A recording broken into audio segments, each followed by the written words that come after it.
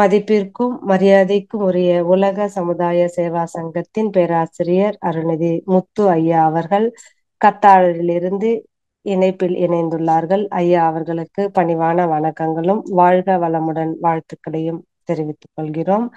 ஐயா அவர்களின் சிந்தனை உரைக்கு செல்வதற்கு முன் ஐயா அவர்களை பற்றிய குறிப்புகளை அன்பர்களோடு பகிர்ந்து கொள்வதில் பெரும் மகிழ்ச்சி அடைகிறோம்.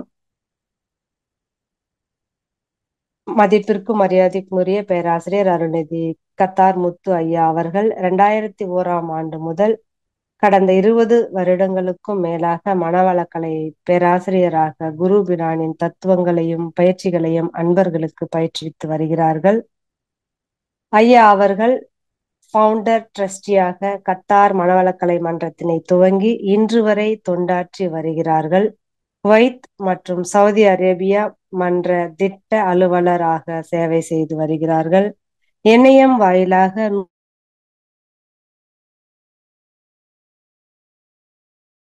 மற்றும் இயற்கை மருத்துவ துறையில் பட்டம் பெற்றவர்கள்.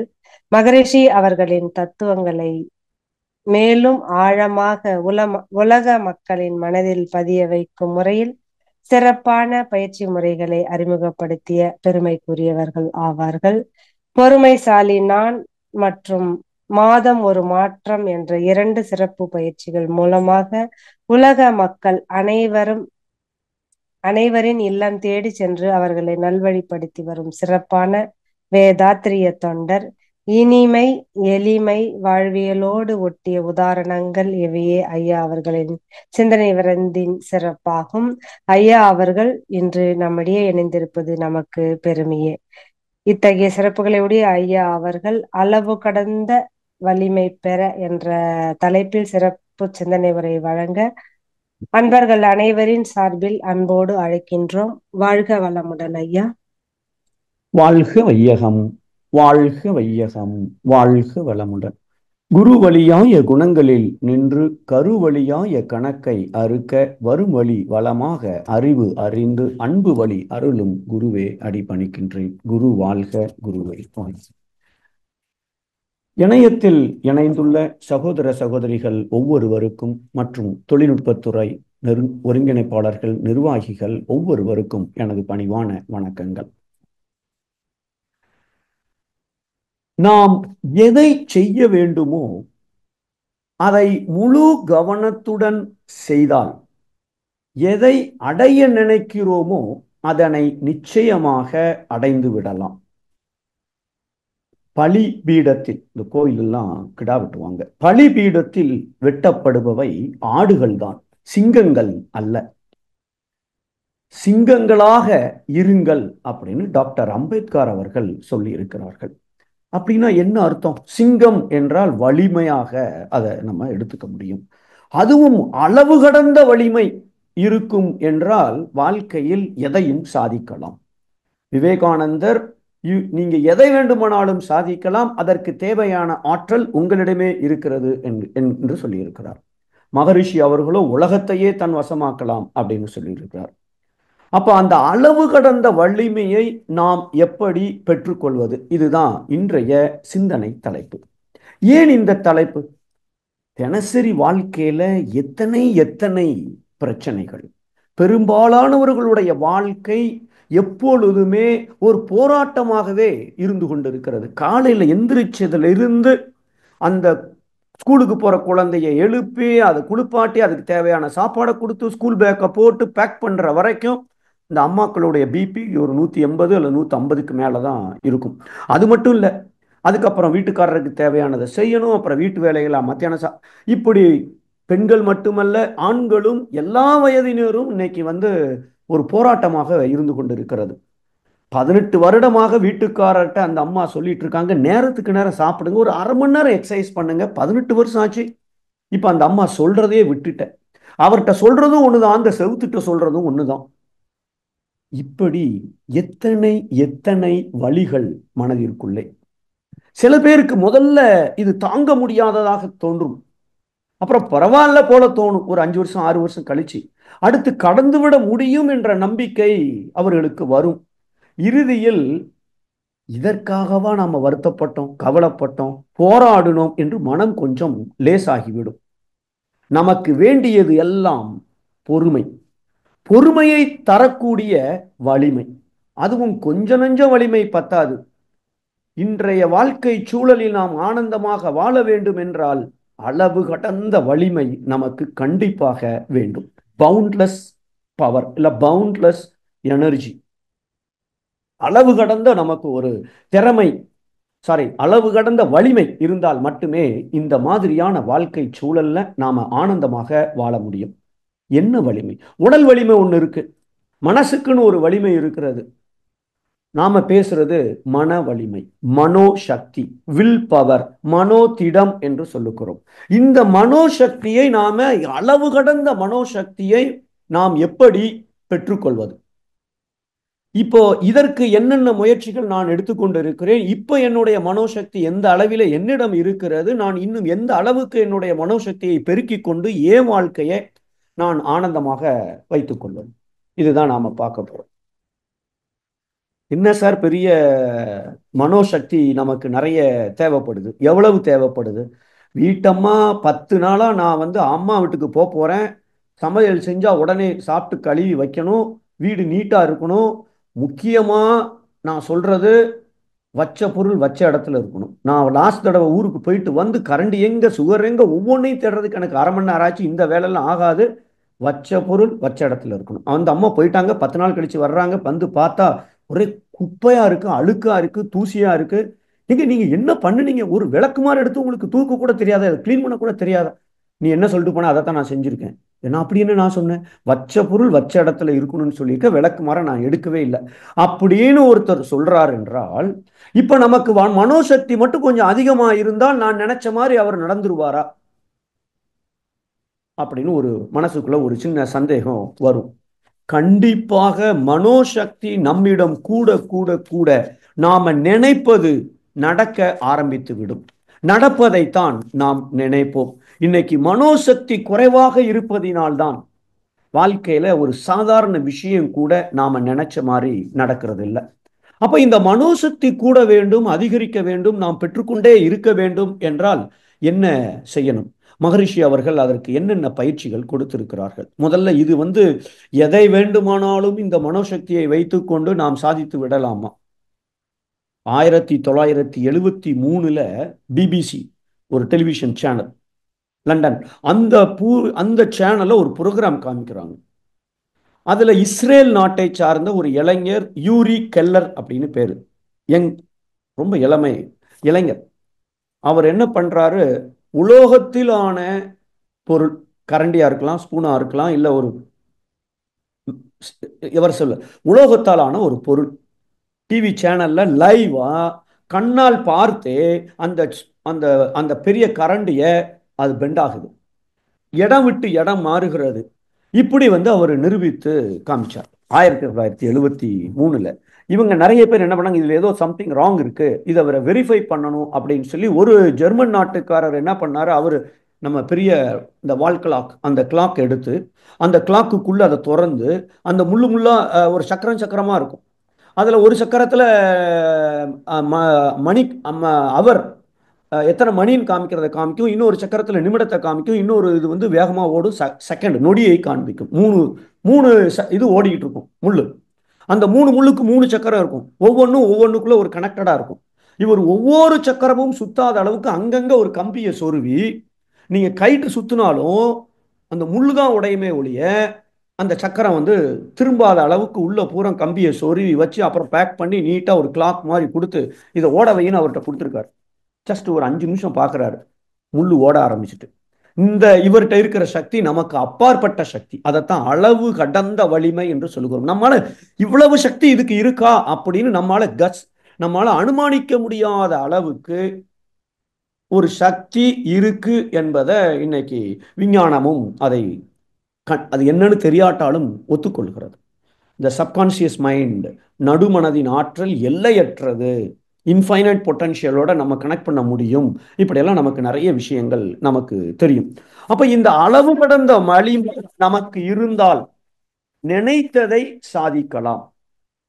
அது மட்டுமல்ல, நமக்கு இருக்கிற பிரச்சனைகளை தைரியமாக, இது என்ன பெரிய பிரச்சனை, நாம வரக்கூடிய பிரச்சனை தூசி மாதிரி நினைத்தால் மிதித்து தூர போட்டு போய்கிட்டே இருக்கும். அதை ஒரு மலையளவு நினைத்தால் அங்கனையே நாம முடங்கி விடுவோம். அப்ப நமக்கு வரக்கூடிய பிரச்சனைகளை ஒரு கொஞ்சம் முயற்சித்தால் போதும், நாம அதை தீர்த்து விடலாம். ஸோ அந்த அளவுக்கு நமக்கு மனோசக்தி நமக்கு அதிகம் தேவைப்படுகிறது. வாழ்க்கையில நாம முன்னேறணுங்கிற ஒரு சின்ன தூண்டுதல், ஒரு வெறி இருக்கணும் அப்படின்னு சொன்னால், மனோசக்தி ரொம்ப குறைவாக இருப்பவர்கள் இருப்பதை வைத்துக்கொண்டு சந்தோஷமாக வாழ நினைக்கிறார்களே ஒழிய, அடுத்த நிலைக்கு போகணும், அடுத்த நிலைக்கு போகணும் அப்படிங்கிற ஒரு மகரிஷி அவர்கள் வாழ்க்கையில ரெண்டு முக்கியம் சொல்லியிருப்பாங்க. ஒன்று முன்னேற்றம், முன்னேறிட்டே இருக்கணும். ரெண்டாவது, அதை செய்யணும்னா அதுக்கு சீர்திருத்தம் வேணும். என்னை நான் சீர்திருத்தம் செய்து கொள்ள வேண்டும். அதை தான் நாம் இன்னைக்கு ஃபோக்கஸ் பண்ணி நான் என்ன பண்ணணும், என்னுடைய மனோசக்தியை கூட்டிக் கொண்டு நான் எப்படி என் வாழ்க்கையை முன்னேற்ற பாதையில், முன்னேற்ற பாதைனா நாம ஏதோ பணம் சம்பாதிப்பதில் மட்டும் நினைச்சிட்டு இருக்கோம். இல்லை இல்லை, நம்முடைய வாழ்க்கை ஆனந்தமாக வாழ வேண்டும். அதற்கு நான் எந்த அளவுக்கு முன்னேறி கொண்டு இருக்கிறேன், ஹெல்த்தில் முன்னேறிட்டு இருக்கேன், கணவன் மனைவி சந்தோஷத்துல, குழந்தைகளோட சந்தோஷத்துல, ஒவ்வொரு விஷயத்திலும் நான் முன்னேறி கொண்டிருக்கிறேன். அந்த முன்னேற்றத்திற்கு தேவை ஒரு தூண்டுதல். அந்த தூண்டுதலை தருவது அதிக மனோசக்தி. அது மட்டுமல்ல, நாம் ஆரோக்கியமாக ஒரு சின்ன முட்டி வலிக்குது, அந்த ஆணிக்கு மனசு மனோசக்தி இல்லாதவர்கள் தான் அதை கண்டு பயப்படுவார்கள், கவலைப்படுவார்கள், புலம்புவார்கள், 100 பேர்கிட்ட சொல்லிக்கொண்டே இருப்பார்கள், பிரயோஜனமே இருக்காது. அப்ப நான் ஆரோக்கியமாக இருக்க வேண்டும் என்றால் மனோசக்தி இருந்தால் நாம கண்டிப்பாக அதை இன்னும் கொஞ்சம் சீக்கிரமாக நம்மால் இந்த நோயிலிருந்து நாம விடுபட்டு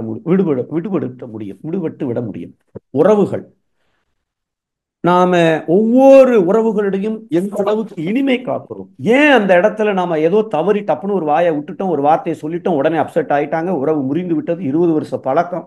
அப்ப அங்கேயும் நமக்கு மனோசக்தி நமக்கு தேவைப்படுகிறது. மொத்தத்துல ஆனந்தமாக நான் நினைப்பது நடக்கும், நடப்பதை நினைப்பேன். அந்த அளவுக்கு ஒரு ஆனந்தமான வாழ்க்கை வாழ வேண்டும் என்றால் அளவு கடந்த வலிமை எனக்கு வேண்டும். எப்படி அளவு கடந்த வலிமை இருந்தால் நான் ஆனந்தமா வாழ முடியுமா அப்படின்னு ஒரு கேள்வியை கேட்டோம் அப்படின்னு சொன்னால், அதுக்கு வேதாத்திரியம் தெளிவாக பதில் சொல்லுகிறது. முதல்ல மனசுன்னா என்ன? மனம் என்றால், இப்போ இதுதான் என் மனசு அப்படின்னா, இந்த பக்கம் என்னுடைய மனம் புலன்கள் மூலமாக இப்ப நான் பேசிட்டு இருக்கேன், நான் என்னையே என் ஸ்கிரீன்ல பார்த்துட்டு இருக்கேன், சைடில் வேற எத்தனை பேர் இருக்காங்க, யார் யார் ஏதாவது சேட் போடுறாங்களா அதையும் நான் பார்த்துட்டு இருக்கேன். இதெல்லாம் என் மனம் கண்ணு வழியாக பார்த்து கொண்டே இருக்கிறது. காது ஏதாவது வெளியில சவுண்டு வருதா அதை கேட்டுக்கொண்டே இருக்கிறது. தோல், அதுவும் இந்த ரூம்ல ஏசியை போட்டிருக்கோம், இப்போ ரொம்ப வெக்கையா இருக்கு, இதை இன்னும் கொஞ்சம் டெம்பரேச்சரை குறைக்கணுமா அப்படின்னு ஒரு தோல் என்னோட ஒரு சிக்னலை கொடுத்துட்டு இருக்கு. அப்ப மனம் என்பது புலன்கள் வழியாக இந்த உலகத்தோடு தொடர்பில் இருக்கிறது. இந்த மனசோட இன்னொரு முனை இறைநிலை என்று நமக்கு மகரிஷி அவர்கள் சொல்லியிருப்பார்கள். இந்த பக்கம் இறைநிலை இருக்குன்னா கடவுளுக்கு என்ன கொஞ்சம் கொஞ்சம் வலிமையா இருக்கு? அவருடைய வலிமை எந்த அளவுக்கு இந்த சூரியன், பூமி, இதை மாதிரி கோடி கோடி கணக்கான நட்சத்திரங்கள், கோள்கள் அத்தனையும் தாங்கி கொண்டு இருக்கிறது. தாங்கிறது மட்டும் இல்ல, சுத்த வைத்தும் கொண்டு இருக்கிறது என்றால் எவ்வளவு வலிமை வாய்ந்தது அந்த இறைநிலை. அதனாலதான் அதை பேராற்றல் உடையது என்று சொல்லுகிறோம். என்கிட்ட இங்க ஏங்கிக் கொண்டிருக்கிற இந்த மனசை கொஞ்சம் கொஞ்சமாக உள்ள பயணம் செய்து இந்த பக்கம் வந்துட்டேன்னு சொன்னால், நானும் என் மனசு இப்போ அதனுடைய அடித்தளத்துல இருக்கிறது என்றால், எனக்கும் அந்த பேராற்றலுடைய இறைநிலைக்கும் ரெண்டும் ஒரு தொடர்புல இருக்கிறதுனால எப்பப்ப எனக்கு எவ்வளவு வலிமை வேண்டுமோ அந்த அளவுக்கு நான் அங்கே இருந்து அதை எடுத்துக்கொள்ளலாம். அப்ப அளவு கடந்த வலிமை என்பது நம்மால் பெற முடியும். செய்ய வேண்டியது, இங்கேயே ஏங்கிக் கொண்டிருக்கிற மனதை கொஞ்சம் திசை திருப்பி, நீ இங்க வா, உன் ஹெட் ஆஃபீஸ் இங்க இல்ல, உன் ஹெட் ஆஃபீஸ் இங்க, இங்க இருந்து நீ இட்லியை சாப்பிடு, சாம்பார் என்ன வேணாலும் செய், ஆனா இங்க இருந்து செய். அந்த அளவுக்கு நாம கொண்டு வந்துட்டோம் என்றால் நிச்சயமாக அளவு கடந்த வலிமை என்பது நமக்கு கிடைக்கும். அதுக்கு என்ன பண்ணணும்? மனம்னா என்னன்னு நமக்கு தெரியும், ஜீவகாந்தம். ஜீவகாந்தம் உடல் முழுவதும் ஓடிக்கொண்டிருக்கிறது. ஆனா மனசுக்கு ரெண்டு வேலை இருக்கு. ஒன்னு நினைக்கிறது, இன்னொன்னு உணர்வது. நான் பேசிட்டு இருக்கேன், திங்க் பண்ணி பேசிட்டு இருக்கேன், பேசும் பொழுதே என் சுண்டு வரல ஒரு எறும்பு ஏறி இருக்குன்னு எனக்கு தெரிகிறது. அப்ப உணர்தலை செய்வதும் மனம், நினைப்பதும் மனம். அப்ப மனம் என்றால் என்ன? ஜீவகாந்தம். ஜீவகாந்தம் உடல் முழுவதும் ஓடுனா கூட அப்படி மூளை வழியாக, வீட்டில் வாட்டர் டேங்க் இருக்கு மேல, அந்த பில்டிங் ஃபுல்லா தண்ணி போகுது. ஆனா என் வீட்டிலையும் கிச்சன்லையும் வருது, பாத்ரூம்ல வருது, அங்கங்க அந்த அந்த குழாய் வழியா தண்ணி வருது. ஆனா கிச்சன்ல மட்டும் எங்க வீட்டில் அந்த குழாயில வர்றது வாஷ்பேஷனுக்கு போகுது. ஆனா அங்கிருந்து இன்னொரு கனெக்ஷன்ல நம்ம ஃபில்டர் ஒன்று மாட்டியிருக்கோம். இந்த ஃபில்டர் வெறும் ஒரு ஜஸ்ட் அதில் இருக்கக்கூடிய தூசிகள், பருப்பொருட்களை ஃபில்டர் பண்ணக்கூடியது. இந்த ஃபில்டருக்கு அப்புறம் வரக்கூடிய தண்ணீரை குடி தண்ணீர்னு குடிக்கிறோம், மற்ற தண்ணீரை மற்ற பயன்பாட்டுக்கு பயன்படுத்திக் கொள்கிறோம். தண்ணீர் ஒண்ணுதான், ஆனா அந்த ஃபில்டர் வழியா வந்துடுச்சுன்னா அதுக்கு பேர் குடி தண்ணீர். ஜீவகாந்தம் உடல் முழுவதும் ஓடிக்கொண்டிருக்கிறது, மூளை வழியா போயிட்டு வெளியில வந்துச்சுன்னா எண்ணமாக செயல்படுகிறது, திங்கிங்னு சொல்றோம். உடல்ல இருக்கிற அத்தனை செல்கள் வழியாக ஓடி வெளியில வந்துச்சுன்னா அதை உணர்தல் என்று சொல்லுகிறோம். அதனாலதான் சுண்டு விரல் வழியாக ஓடுகின்ற அந்த ஜீவகாந்தம் தோல் வழியாக எறும்பு இருக்குங்கிறத ஒரு மாறுபாட்டை உணர்கிறது. அந்த மாறுபாடு ஏற்கனவே ப்ரோக்ராம்ல இருக்கு, இது எறும்பாத்தான் இருக்கும்னு எனக்கு தோணுது. அதனால நான் எறும்பு என் சுண்டு விரல்ல இருக்குன்னு நான் பேசிக்கிட்டே சுண்டு விரல்ல நோண்டுறேன். அப்போ இந்த உணர்தல், நினைத்தல், திங்கிங் அண்ட் ஃபீலிங், இந்த ரெண்டும் மனம் வேலையை செய்கிறது. அப்ப எப்படி வேலை செய்கிறது? ஜீவகாந்தம் உடல் முழுவதும் ஓடிக்கொண்டிருக்கிறது. காந்தம் அப்படின்னு சொன்னாலே அதற்கு ரெண்டு விஷயம் இருக்கு. ஒன்னு அளவு, இன்னொன்னு தரம் அப்படின்னு ரெண்டு சொல்றோம். அப்போ முதல்ல அளவு அப்படின்னா திணிவுன்னு சொல்றோம்.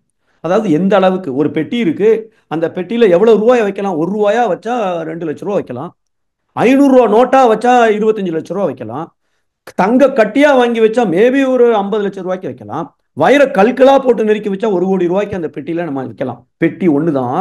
1 ரூபாயை வைக்கிறோமா, வைர கல்ல வைக்கிறோமா? அதே போல ஜீவகாந்தம் உடல் முழுவதும் ஓடிக்கொண்டு இருக்கிறது. இவ்வளவுதான், இதுதான் உடல், இதுக்குள்ளதான் ஜீவகாந்தம் இருந்தாகணும். ஆனா இதுல எந்த அளவுக்கு என்னுடைய ஜீவகாந்தம் திணிவு பெற்று இருக்கிறது, இது மனோசக்தியோட முதல் விஷயம். நிறைய இருக்கா, அழுத்தம் ஜாஸ்தியா இருக்கா? எப்பொழுதுமே அழுத்தம் ஜாஸ்தியா இருக்குன்னா நடக்கிறதே ஓடுற மாதிரி இருக்கும். காலையில இருந்து நைட்டு வரைக்கும் ஒரு டயர்ட் ஆகாம அவர் பாட்டுக்கு அவர் வேலையை செய்ய முடியும். 5 மணி நேரம் தூங்கினாலே அவருக்கு போதும், ஃப்ரெஷ் ஆயிடலாம். சாப்பாடு கொஞ்சம் சாப்பிட்டாலே அவருக்கு சாப்பாடு அதுவும் போதும், நிறைய சாப்பிடணும்னு அவசியம் இல்லை. அப்போ இந்த அளவுக்கு நம்முடைய ஜீவகாந்தத்தை திணிவு பெற செய்தால் நம்முடைய மனோசக்தியோட வலிமை, மன வலிமை நமக்கு கூடுகிறது. இது முதல் விஷயம். ரெண்டாவது விஷயம் தரம் அப்படின்னு சொல்றோம். தரம்னா என்ன அர்த்தம்? வீட்டில் பால் வாங்கியிருக்கோம், ஆனால் பாலில் தண்ணி ஊற்றி கொடுத்துருக்காங்களா, தண்ணீரில் பாலை ஊற்றி கொடுத்துருக்காங்களா, அது எப்படி இருக்கு? வீட்டில் சாம்பார் வச்சிருக்கிறாங்க, சாம்பார் எவ்வளோ திக்கா இருக்கா, இல்லை ரசம் மாதிரி இருக்கா, இல்லை சுடுதண்ணி மாதிரி இருக்கா, அந்த தரம் என்று நம்ம சொல்லுகிறோம். அப்போ இந்த உடல்ல ஓடுகிற ஜீவகாந்தத்துக்கும் ஒரு தரம் என்று இருக்கிறது. பெட்ரோல்ல தண்ணி மிக்ஸ் பண்ண பெட்ரோலா, டீசல் மிக்ஸ் பண்ண பெட்ரோலா, எப்படியோ அது போல உள்ள ஓடுகிற ஜீவகாந்தத்துல பதிவுன்னு ஒன்று இருக்கு. நல்ல பதிவுகள் இருக்கு, கெட்ட பதிவுகள் இருக்கு. நல்ல பதிவுகள் இருந்தால் நல்ல தரமான ஜீவகாந்தம், கெட்ட பதிவுகள் இருந்தால் கெட்ட தரமுள்ள ஒரு ஜீவகாந்தமாக அங்கே இருக்கிறது. அப்போ ஏன் ஒருத்தட்ட சார் டைம் என்ன சார், ரோட்ல நிக்கிறாரு, அவர்கிட்ட சார் டைம் என்ன சார், ஏன் உன்ட வாட்ச் இல்லையா அப்படின்னு அவர் கேட்பார். எப்ப உள்ள தரம் கெட்டு போயிருந்தால். அப்போ அந்த இடத்துல எல்லாமே அவர் எதிர்மறையாக நெகட்டிவா பார்க்கிற ஒரு தரம் அங்கே பதிந்து இருக்குமையானால் அங்க ஜீவகாந்தம் அந்த மாதிரி செயல்படும். அப்போ அந்த தரத்தை பொறுத்து இருக்கிறது. அது நெகட்டிவான தரமாக இருக்கும் என்றால் அந்த ஜீவகாந்தம் கெட்டுப்போன ஜீவகாந்தம், கெட்டுப்போன சாம்பார். அப்போ அங்க பெட்டியில நாம எவ்வளவு பணம் வைக்கலாம்னு பார்த்துட்டு இருக்கோம், இவன் வெத்து பேப்பரையும் வேஸ்ட் பேப்பரையும் உள்ள கொண்டே அடுக்கி வச்சிருக்கிறாரு, அது குப்பையா ஆகிட்டு இருக்கு அப்படின்னு அர்த்தம். அது தரம் என்று சொல்லுகிறோம். மூணாவது விஷயமும் ஒண்ணு இருக்கு. இந்த ஜீவகாந்தம் அப்படின்னு சொன்னாலேயே ஒரு அலை என்று சொல்லுகிறோம். கடல் அலை எப்படி மேலையும் கீழையும் போயிட்டு வருதோ அதே மாதிரி மேலையும் கீழையும் போயிட்டு வரக்கூடிய ஒரு அலை. இது மேலையும் கீழையும் அப்படி ஒரு தடவை மேலே போயிட்டு ஒரு தடவை கீழே போயிட்டு மறுபடியும் அந்த நிலைக்கு வருது, இதை அலைச்சுழல் என்று சொல்லுகிறோம். இப்படி ஒரு தடவை மேலே போயிட்டு அப்படி கீழே போயிட்டு அப்படி வந்ததுன்னா இது ஒரு அலைச்சுழல்னு சொல்றோம். ஒரு செகண்டுக்கு இப்படி ஒன்று இருந்தால் ஒன்றுன்னு சொல்றோம். மனுஷனுடைய மன அலைச்சுழல் 1லிருந்து 40 சைக்கிள்ஸ் பெர் செகண்ட். 40 என்ன அர்த்தம்? ஒரு நொடியில் 40 தடவை டப்ப டப்ப டப்ப டப்ப டப்ப மேலையும் கீழையும் போயிட்டு வரும். கோவத்தில் கண்ணாமன்னு கத்துறோம், என்ன பேசுறோம்னே தெரியல. அதெல்லாம் ஒரு 20-30 இருக்குன்னு அர்த்தம். 40னா அவரு அவ்வளவுதான், லைஃப் ஓவர். இப்போ இவ்வளவு வேகமாக அந்த மன அலைச்சுழல் இயங்குகிறது என்றால் மனோசக்தி, அந்த ஜீவகாந்தம் கண்ணா அப்படின்னு விரயமாய் கொண்டிருக்கிறது. அலைச்சுழல் கூட கூட கூட ஜீவகாந்தம் விரயமாகிறது, தரம் கெட்டு போய் கொண்டிருக்கிறது. அப்ப நான் அளவு கடந்த மனோ வலிமை நான் பெற வேண்டும் என்றால் அலைச்சுழல் ரொம்ப முக்கியம். எந்த அளவுக்கு என்னுடைய மன அலைச்சுழல் தவம் செய்யும் போது மட்டுமல்ல, தவம் செய்த பிறகும், ஆபீஸ்ல வேலை செய்யும் போது, ஆட்டோல போகும்போது, வீட்டம்மாட்ட பேசிட்டு இருக்கும்போது, அப்போ அங்கேயும் அலைச்சுழல் குறைவாக இருக்கிறது என்றால் மனோசக்தி கூடுன மாதிரி இருக்குமே ஒழிய மனோசக்தி குறைவதற்கான வாய்ப்புகள் இல்லை. ஒரு அம்பு இருக்கு, எந்த அளவுக்கு அம்பை உள்ள இழுக்கிறோமோ அந்த அளவுக்கு அம்பு வேகமாக போகும், தூரத்துக்கு போகும். இந்த வேகம், தூரம், அளவு, தரம், இந்த ரெண்டும் மன அலைச்சுழல் எந்த அளவுக்கு நம்ம குறைக்கிறோமோ அந்த அளவுக்கு மனோசக்தியும் கூடும். இல்ல மனோசக்தியும் குறையும், அதாவது அளவும் குறையும், தரமும் கெட்டு போகும். ஸோ அப்போ நான் அதிகமாக என்னுடைய மன வலிமையை கூட்ட வேண்டும் என்றால் இந்த 3 விஷயங்கள், காந்தத்தை திணிக்கணும், அளவை அதை ஜாஸ்திப்படுத்தணும், 2 தரத்தை பாசிட்டிவா வச்சுக்கணும், 3 அலைச்சூழல கண்ணாபின்னான்னு குறைக்கணும். இந்த 3 விஷயங்களையும் நான் செய்த ஆரம்பித்து விட்டால் நிச்சயமாக என்னுடைய மன வலிமை கூடிக்கொண்டே இருக்கும். இதை பயிற்சி செய்ய செய்ய செய்ய மனதோட மறுமுனையில் இருக்கிற இறைநிலைக்கு அருகில் என்னால் செல்ல முடியும் என்றால், மனதால் செல்ல முடியும் என்றால், அளவு கடந்த வலிமை உடைய பேராற்றலின் தொடர்பு இருக்கும் பொழுது எதையும் சாதிக்கலாம். நினைத்ததை நம்மால நடத்தி காட்ட முடியும். அந்த அளவுக்கு நம்ம மன வலிமையை பெருக்கிக் கொள்ள முடியும். அப்போ இதற்கு நான் என்ன செய்ய வேண்டும்? இந்த ஜீவகாந்தத்தின் திணிவை பெருக்குவதற்கு, கூட்டுவதற்கு நமக்கு அகத்தவம், தவம் ஒன்று செய்கிறோம். தவத்தில் நாம் காந்தத்தை வேஸ்ட் பண்ணலை. குக்கரில் எப்படி நாம் தண்ணீரை ஊற்றி அரிசியை போட்டு தீயை வச்சதுக்கு அப்புறம் மேலே ஒரு விசிலை போடுறோம், உள்ள அழுத்தம் கூடிக்கொண்டே இருக்கிறது, நீராவியோட அழுத்தம். அதே போல் நாம் கண்ணை மூடிக்கிறோம், காதை மூடிக்கிறோம், மூக்கை மூடிக்கிறோம், வாயை மூடிக்கிறோம், உள்ள ஜீவகாந்தம் இருக்கு, அங்கேயே நாம் உயிரை கவனிக்கிறோம். அப்படியே சுற்றிக்கிட்டு தான் இருக்க ஒழிய, ஒரு குக்கர் மாதிரி இந்த நீராவி வெளியில் போகாமல் உள்ளேயே இருக்க ஒழிய வெளியில் போல அங்கேயும் நமக்கு மனோசக்தி கூடுகிறது.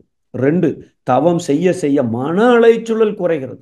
மனம் உயிரை கவனிக்க, உயிர் என்பது உலகத்திலேயே அதை விட வெயிட் குறைஞ்ச தூசி மாதிரி உள்ள பொருள் எதுவுமே இல்லை. அதை விட சைஸ்ல சிறுசது இந்த உலகத்துல எதுவுமே இல்லை. அப்படி இருக்கிற அந்த உயிர் துகளை கவனிக்கும் பொழுது மனமும் நுண்ணிய நிலைக்கு வருகிறது. அதாவது அலைச்சூழல் நல்ல குறைகிறது. அப்ப இந்த 2வது அகத்தவம் செய்யறதுனால என்னுடைய அளவும் கூடுகிறது, அலைச்சூழலும் குறைகிறது. அப்ப என்னுடைய மனோசக்திக்கு வலிமை கூடுகிறது. 3வது மகரிஷி அவர்கள் கொடுத்திருக்கிற அகத்தாய்வு பயிற்சி எதுக்கு? உள்ள இருக்கிற ஜீவகாந்தத்தின் தரத்தை மேம்படுத்துவதற்கு, உள்ள இருக்கிற குப்பையை தூர போடுவதற்கு.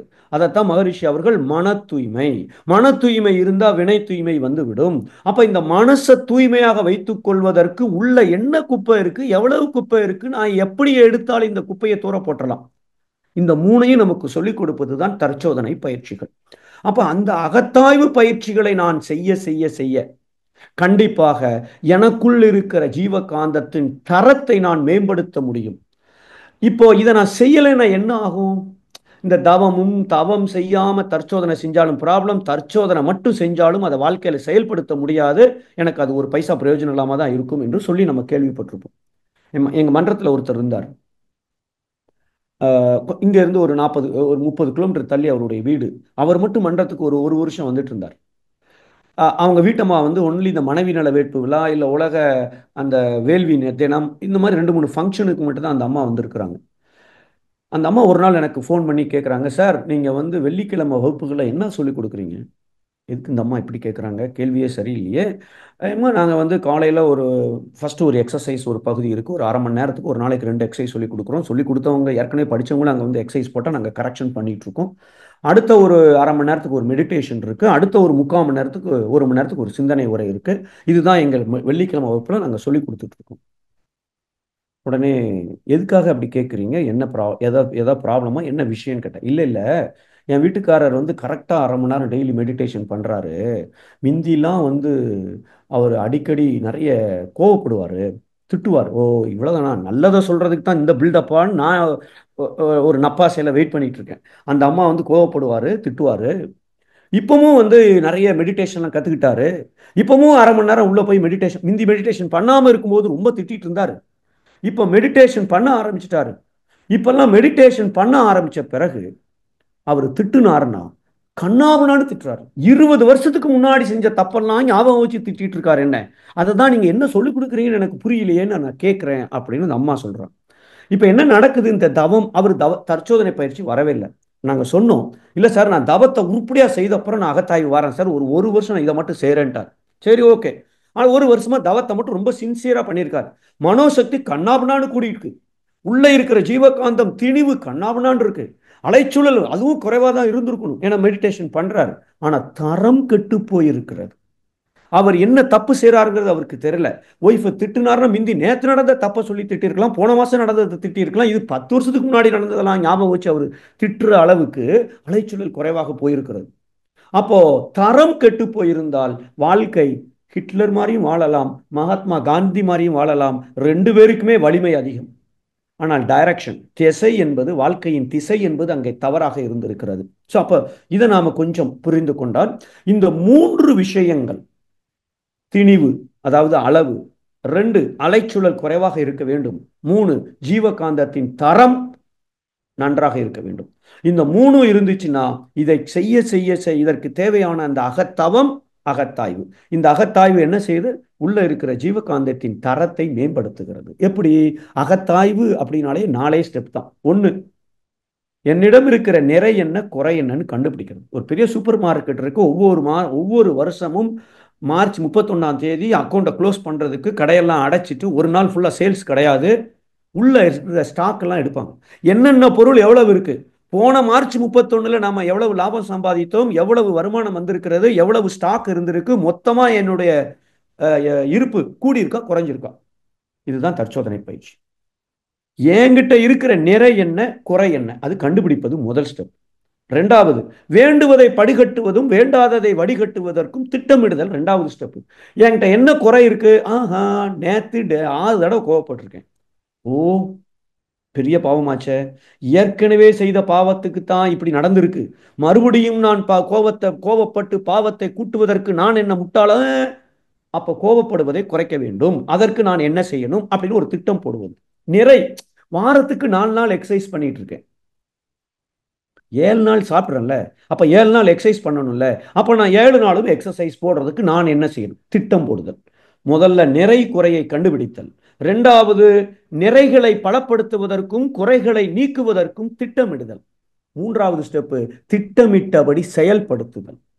ஓ, நேற்று 6 தடவை, இன்னைக்கு 4 தடவை தான், நாளைக்கும் 4 தடவை தான், அடுத்த வாரம் 3 தடவை தான். இந்த திட்டம் புரிதல், திட்டமிட்டபடி நான் செய்துட்டு இருக்கேனான்னு சொல்லி கண்காணித்தல் 4வது ஸ்டெப். அப்ப நிறை குறைகளை கண்டுபிடித்தல், நிறைகளை பலப்படுத்துவதற்கும் குறைகளை நீக்குவதற்கும் திட்டமிடுதல், திட்டமிட்டபடி செயல்படுத்துதல், செயல்படுத்துறத கரெக்டா பண்ணியிருக்கனான்னு முன்னேற்றத்தை கண்காணித்தல். இந்த 4 தான் தற்சோதனையோட அடிப்படை தத்துவங்கள்.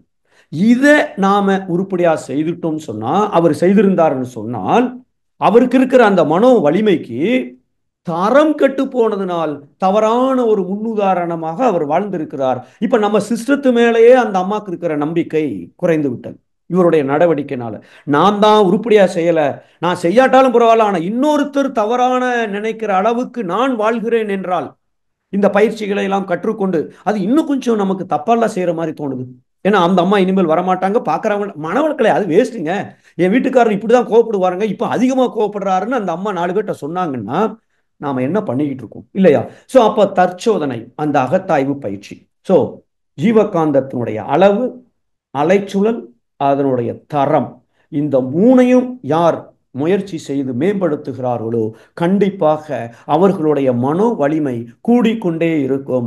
இதை நாம் செய்ய செய்ய செய்ய மனதின் மறுமுனையான பேராற்றலுடைய அந்த இறைநிலையோடு ஒன்றி பழக பழக பழக நம்முடைய வலிமையும் அளவு கடந்த வலிமை அப்படிங்கிற ஒரு தகுதி நமக்கு கிடைத்து விடுகிறது.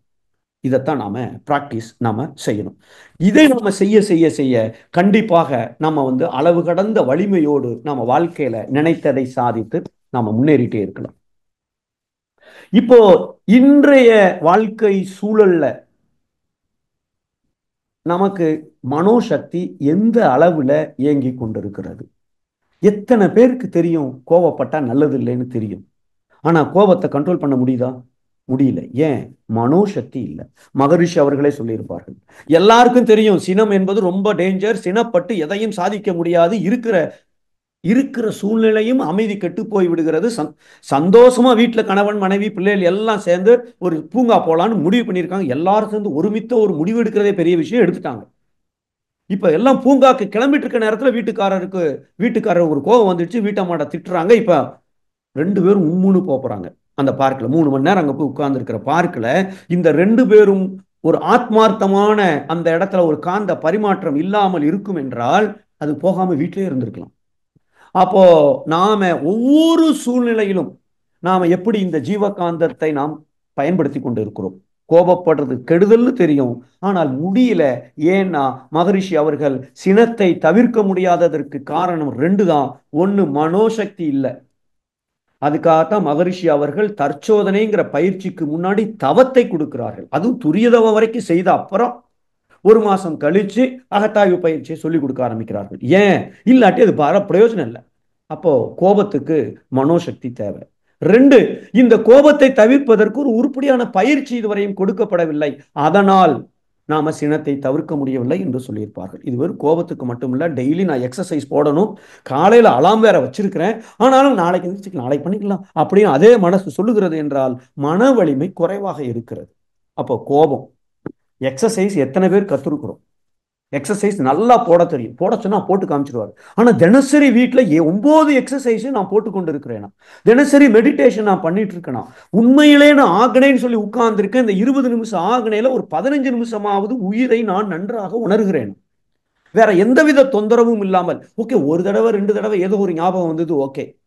ஆனா அது ஒரு 200 எண்ணங்கள் 20 எண்ணங்கள் வருகிறது என்றால் மனோசக்தி பத்தல. மற்ற எண்ணங்களுக்கு நான் இடம் கொடுக்கிறேன். அப்போ மனோசக்தி குறைவாக இருக்கும் என்றால் தவம் கூட ஒழுங்கா செய்ய முடியாது. தவம் செய்தால் மனோசக்தி கூடும், ஆனால் மனோசக்தி கொஞ்சமாவது இருந்தா தான் தவத்தை ஆரம்பிப்போம். அப்ப நாம இந்த இடத்துல கொஞ்சம் முயற்சி செய்தால் மட்டுமே நம்மால் அதை நம்ம சாதிக்க முடியும். நாளை காலைல 4 மணிக்கு எந்திரிக்கிறேன், அலாமே தேவையில்லை. மனோசக்தி அதிகம் இருந்தால் எந்திரிப்போம். காலையில 11 மணிக்கு நான் கூப்பிடுறேன் அவ்வளவுதான, கூப்பிடுகிறேன், என்ன ஆனாலும் சரி. அப்போ அந்த அளவுக்கு மனோசக்தி இருக்கும் என்றால், வீட்டம்மா என் பிறந்த நாளுக்கு நான் ஒரு 5000 ரூபாய்க்கு பட்டு சேலை எடுத்துக்கிறேன். சரி, ஓகேம்மா, எடுத்துக்கலாம். இப்போ எங்க திருநெல்வேலிலாம், நீங்க இங்கெல்லாம் மெட்ராஸ்ல தெரியாது, திருநெல்வேலிலாம் நீங்க கடைக்கு போயிட்டீங்க அப்படின்னு சொன்னா, ஜவுளி கடைக்கு போயிட்டோம்னா அவன் 1000லேருந்து 2000, 2000லேருந்து 5000, 5000லேருந்து 10,000, 10,000 தனி செக்ஷனா இருக்கும். இப்போ நான் வீட்டை மாட்ட 5000 ரூபான்னு சொல்லிட்டு உள்ள போயாச்சு. நல்லா தான் அந்த ஜங்ஷன் அந்த அந்த அந்த ஃபர்ஸ்ட் ஃப்ளோருக்கு போயிட்டு இருக்கோம், பட்டு சேலை இருக்கிற இடத்துக்கு. இந்த அம்மா போய் உட்கார்ற இடமே 5000 to 10,000ங்கிற ஒரு செக்ஷன்ல உட்கார்ந்துருக்காங்க. இப்போ உள்ள பில்லுன்னு பிபி ஏறுதுன்னு வச்சுக்கோம். என்ன அர்த்தம்? நம்ம ஏற்கனவே முடிவு பண்ணியிருக்கோம், ஆனா இங்கே நான் எதிர்பார்த்த மாதிரி நடக்கல. எதிர்பார்த்த மாதிரி நடக்காத போது என்னுடைய மனோசக்தி மட்டும் குறைவாக இருக்கும் என்றால் நான் உணர்ச்சிகளுக்கு அடிமையாகி விடுகிறேன். அறிவு உணர்ச்சிகளுக்கு அடிமையாவது இயல்பு. அறிவால் உணர்ச்சியை வெல்வது உயர்வு என்று மகரிஷி குறிப்பிட்டிருப்பார்கள். அப்போ அறிவு அது வெல்லணும் அப்படின்னு சொன்னால் அந்த அறிவுக்கு ஒரு ஒரு பவர் இருக்கும், சக்தி இருக்கும். அறிவு மனசு எல்லாம் ஒண்ணுதான். அப்போ மனோ வலிமை ஜாஸ்தியா இருக்கும். அப்போ அந்த மனோ வலிமை தான் நாம எப்படி பெருக்க வேண்டும். அதுக்கு தான் இந்த அகத்தாய்வு பயிற்சி, அகத்தவ பயிற்சி அப்படின்னு சொல்லிட்டு நம்ம நிறைய படிச்சுட்டு இருக்கோம், நிறைய தெரிஞ்சிருக்கோம். இந்த பயிற்சிகளை எல்லாம் நாம் கரெக்டா செய்துட்டு இருக்கோம். இப்போ கொஞ்சம் இந்த பயிற்சிகள்லாம் உண்மையிலேயே எனக்கு மனோசக்தியை கூட்டி கொண்டு இருக்குமா? விஞ்ஞானம் என்ன சொல்லுகிறது? விஞ்ஞானத்துல என்ன சொல்றாங்க? இந்த வில் பவர், மனோசக்தி என்பது மூளையில் இருக்கிற ஒரு பகுதி அதுக்கு ரெஸ்பான்சிபிள், அதுதான் அதுக்கு பொறுப்பு. அந்த பகுதி மட்டும் சரியா வேலை செஞ்சதுன்னு சொன்னால் ஒருத்தருடைய மனோசக்தி சூப்பரா இருக்கும்னு சொல்றாங்க. அதுக்கு பிஎஃப்சின்னு ஒரு பேரை வச்சிருக்கிறாங்க. இந்த பிஎஃப்சி எங்க இருக்குன்னு அந்த விஞ்ஞானம் சொல்லுகிறது. அது எங்க இருக்கான்? நெற்றிக்கு பின்னாடி இருக்குன்னு அந்த விஞ்ஞானம் சொல்லுது. இந்த பிஎஃப்சிங்கிற பார்ட்டு மூளையில் இருக்கிற ஒரு பகுதி மூளை நெத்திக்கு பின்னாடி இருக்கு என்று விஞ்ஞானம் சொல்லுகிறது. ஆனா நாம எங்க தவம் செய்யறோம்? ஆக்னையில, புருவ துரியத்துல. இந்த ரெண்டு எங்க இருக்கு? இதுக்கு பின்னாடி தான் இருக்கு. அப்ப மகான்கள் சொன்னதை விஞ்ஞானம் நிரூபித்துக் கொண்டு இருக்கிறது. அப்ப மனோசக்தி கூட வேண்டும் என்றால் நான் செய்ய வேண்டியது ஒண்ணுமே இல்லை. நாம செய்ய வேண்டியது இந்த அகத்தாய்வு பயிற்சியையும் அகத்தவ பயிற்சியையும் நாம் எந்த அளவுக்கு செய்யறோமோ கண்டிப்பாக அந்த அளவுக்கு என்னுடைய மனோசக்தி கூடிக்கொண்டே இருக்கும். இப்போ இத எப்படி நாம தினசரி வாழ்க்கையில நாம கரெக்டா பயன்படுத்தி கொண்டிருக்கிறோமோ, செயல்படுத்தி கொண்டிருக்கிறோமோ, அது எப்படி எந்தெந்த வகையில என்னுடைய ஆக்சுவலா தவம் செய்கிறார்கள். 10 வருஷம், 15 வருஷம், 20 வருஷம் தவம் செய்கிறோம். 20 வருடம் தவம் செய்த ஒருவருக்கு மனோசக்தி கண்ணாவனான் இருக்கணும். இருக்கிறதா? இருக்கிறது என்றால் கோபம் சுத்தமா இருந்திருக்க கூடாது, எரிச்சலே இருந்திருக்க கூடாது. எக்காரணத்தை கொண்டும் நாம பிறருக்கு துன்பம் கொடுக்கிற அளவுக்கு மனசு சக்தி இல்லைன்னா துன்பத்தை கொடுத்துரும். செயல்பட்டு கொண்டிருக்கிறோம். நான் 20 வருஷமா மன்றத்தில் இருக்கேன்.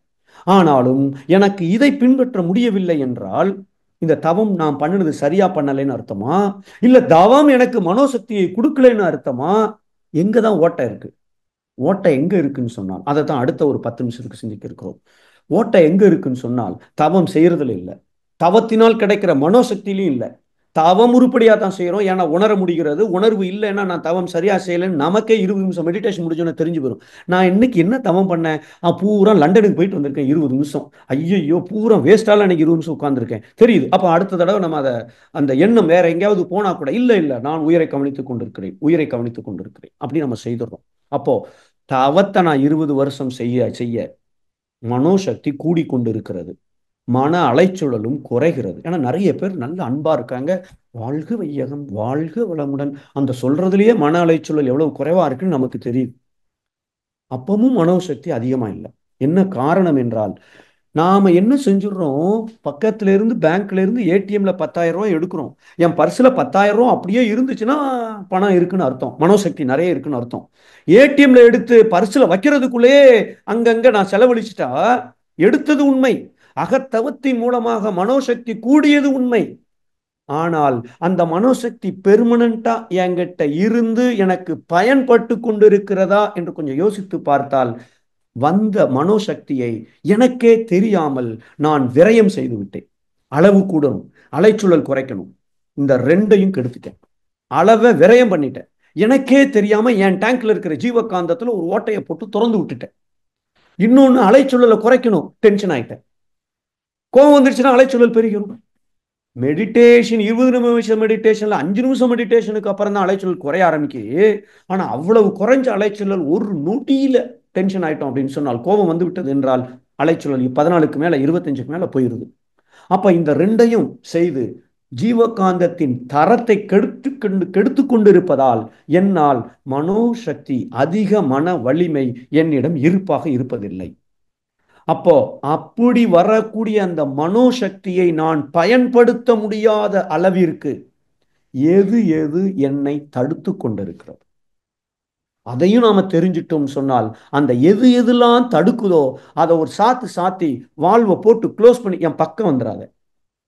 நானே கஷ்டப்பட்டு 1/2 மணி நேரம் காலையில சாயங்காலம் 1/2 மணி நேரம் மெடிடேஷன் பண்றேன். மௌனம் இருக்க இருக்க மனோசக்தி கண்ணாமண்ணான்னு கூடும். டேமை தோண்ட தோண்ட எப்படி அதனுடைய கொள்ளளவு கூடுகிறதோ அந்த அளவுக்கு நான் எத்தனை மணி நேரம் எத்தனை நாட்கள் மௌனமாக இருக்கிறோனோ அந்த அளவுக்கு விரைவாக நான் மனசுல 1/2 மணி நேரம் மெடிடேஷன் பண்றதை விட மௌனம் இருக்கும் பொழுது மனம் சீக்கிரமாக இந்த மறுமுனையை பேராற்றலோடு இறைநிலையோடு இணக்கமாகிறது. அப்ப மௌனமும் நான் செய்யறேன். ஆனால் பயன்படுத்த விடாமல் என் ஜீவகாந்தத்தை விரயமாக்கி தரத்தை கெடுத்து அலைச்சூழலை ஏற்றி எது தடுக்கிறது அப்படிங்கிறதையும் இப்ப நம்ம பார்க்கலாம்.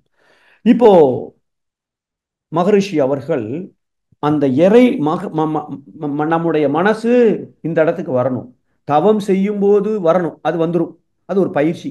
ஆனா இந்த பயிற்சிக்கு அப்புறம் வெளியில தவம் என்பது 2 உண்டு என்று ஒரு கவிதையில் குறிப்பிட்டிருப்பார்கள். ஒன்னு அகத்தவம், நான் உயிரை கவனிச்சு செய்யற தவம், அந்த தவத்துல இங்க வந்துடுறேன், புரியாத விதத்துல என்ன நடக்குன்னே தெரியாம கரைஞ்சி உறைஞ்சி போயிடுறேன் ஒரு 5 நிமிஷத்துக்கு 2 நிமிஷத்துக்கு 10 நிமிஷத்துக்கு, சூப்பர். ஆனால் 2வது தவம் புறத்தவம்.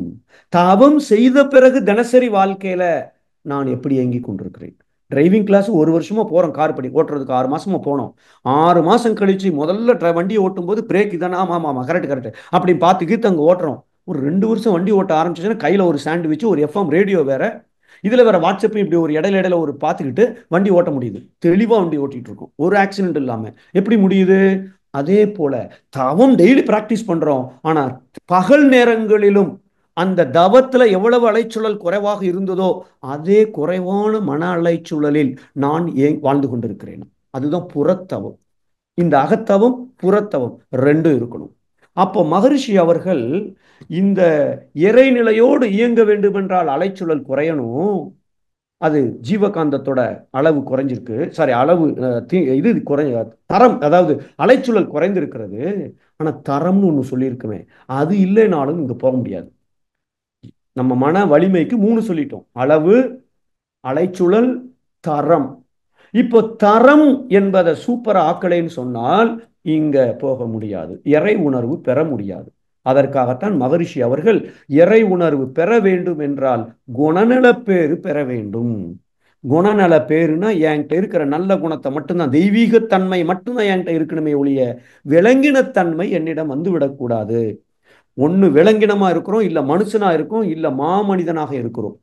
இந்த மாமனிதனாக எப்பொழுதும் இருக்க வேண்டும் என்றால் மனுஷனா இருக்கும் பொழுது என்கிட்ட இருக்கிற விலங்கினத்தன்மையை ஒவ்வொன்றா கண்டுபிடிச்சு கட் பண்ணி தூர போட்டுட்டு முதல்ல மனுஷனா வாழ ஆரம்பிக்கணும். மனுஷனா வாழ்றேனாலேயே மனம் பிளஸ் இதம், என் மனசுக்கு டென்ஷன் இல்லாம இருக்கு, அமைதியா இருக்கு. அப்புறம்தான் ஆனந்தமான நிலை, அமைதியிலிருந்து ஆனந்தமா போகணும். அதுக்கு அந்த குணநல பேர்ல எந்த அளவுக்கு நாம் முன்னேறுகிறோமோ அந்த அளவுக்கு அது கிடைக்கும். குணநல பேர் வரணும்னா தற்சோதனை செய்யணும். தற்சோதனை செய்ததற்கு, அதனை செயல்படுத்துவதற்கு தபம் வேணும். இதான் 4 பில்லர், மகரிஷியோட வேதாத்திரியத்தோட 4 பில்லர். இப்ப இதை நாம கரெக்டாக செய்து கொண்டிருக்கிறோம். இந்த குணநல பேரு என்னிடம் எந்த அளவுக்கு இருக்கிறது? இந்த குணநல பேரு வருவதற்கு நான் 5 தற்சோதனை பயிற்சிகளை மகரிஷி அவர்கள் கொடுத்திருக்கிறார்கள். முதல்ல எண்ணம் ஆராய்தல். ஒரு ரெஸ்டாரண்ட்டுக்கு போயிருக்கோம், அவன் மெனு கார்டெல்லாம் பார்த்துட்டு எல்லாத்துலேயும் ஆயில் இருக்கும், அதனால இன்னைக்கு நம்ம இட்லி சாப்பிடுவோம், 4 இட்லி அப்படின்னு 2 பிளேட் இட்லியை ஆர்டர் பண்ணிட்டோம். இட்லி ஆர்டர் பண்ண அப்புறம் உள்ள இருந்து ஒரு மனசு சொல்லும், அடா அற்பனா அற்ப பயலா இருக்கியடா, 12 வருஷமா உனக்கு பிடிச்ச உணவு பூரி, அந்த டேபிள பார் பக்கத்துல பூரி எப்படி இருக்கு பாரு, புசு புசுன்னு இருக்கு, ஏதாவது ஆயில் இருக்கு? ஆயிலே இல்லை. இல்ல வாழ்ற வரைக்கும் சந்தோஷமா வாழ்டா, ஏன்டா இப்போ பூரி ஆர்டர் பண்ணாம இட்லி ஆர்டர் பண்ணிருக்கேன், என்னத்தை சாதிக்க போற நீ? உள்ள இருந்து சொல்லும், 12 வருஷமா நீ என்ன விரும்பி விரும்பி சாப்பிட்டிய, நான் உனக்கு என்னத்தை ஏமாத்திட்டேன், என்னையா இப்படி பழி வாங்குற, பூரி ஆர்டர் பண்ணாம இட்லி ஆர்டர் பண்ணியிருக்கேன். உள்ள ஒரு பெரிய டயலாக் ஓட்டும். ஏன் ஓட்டுது? அங்க என்ன சிக்கல் இருக்குன்னா, 12 வருஷமாக பூரியை சாப்பிட்ட அந்த மனம் பழக்கத்தின் காரணமாக டப்புன்னு வெளியில விடாது. இப்ப அந்த டேபிளை பார்த்த உடனே பூரியை பார்த்தாச்சு, உள்ள வேற உந்துதல் வந்து கொண்டே இருக்கிறது. அந்த போற எக்ஸ்கியூஸ் மீங்க வா அப்படின்னு கூப்பிட்டு இட்லிக்கு பதிலாக 2 ஒரு பூரி சட்டு அப்படின்னு சொல்ற அளவுக்கு அது வந்து தன்மை, அதுக்கு அதுக்கு பவர் இருக்கு. ஏன்னா ஏகப்பட்ட என்ஜாய்மெண்ட்டை நம்ம பண்ணிட்டோம். இப்ப எண்ணம் ஆராய்தல்ங்கிற ஒரு பயிற்சியை மகரிஷி அவர்கள் ஏன் கொடுத்திருக்கிறார்கள் என்றால், நம்ம ஒட்டுமொத்த வாழ்க்கையுமே அந்த எண்ணத்தை பொறுத்துதான் இருக்கு. இந்த எண்ணம் தான் உணர்வுகளை வேற ஏற்படுத்துகிறது, உணர்வுகளுக்கும் காரணமாக இருக்கிறது. அப்ப நாம நம்முடைய எண்ணங்கள் எப்படி இருக்கிறது? இப்ப பெண்கள் அப்படின்னு சொன்னா எப்ப பார்த்தாலும் அவங்க எண்ணம் சாப்பாடு, அதாவது செய்து கொடுக்கறதுல, அதுக்கப்புறம் சாரி, இல்ல நகை, இல்ல நம்ம மேக்கப், இல்ல பியூட்டிஃபிகேஷன். இப்ப ஆண்கள் எடுத்துக்கிட்டா அவங்களுக்கு ஒரு செட் ஆஃப் எண்ணங்கள் இருக்கு, இதை விட்டு அவங்க வெளியில வர மாட்டாங்க. இப்ப இது எல்லாமே நாம இறைநிலையை போவதற்காக எவ்வளவு நேரம் எண்ணிட்டு இருக்கோம், இல்ல இந்த உலகியல் வாழ்க்கையில இருக்கிற பொருள், புகழ், செல்வாக்கு, அதிகாரம், அதை நோக்கி எண்ணிக்கொண்டிருக்கிறோமா? இந்த எண்ணம் ஆராய்தல் பயிற்சியை செய்து செய்து இது தேவைதான், ஆனா அதுவல்ல வாழ்க்கை என்பதை உணர்ந்து கொண்டு நாம இதை பற்றிய சிந்தனை என் எண்ணத்தில் இருக்கும் என்றால் கண்டிப்பாக சீக்கிரம் அங்க போயிடலாம். இதை நான் செய்துட்டு இருக்கேன். இது ரொம்ப முக்கியமானது.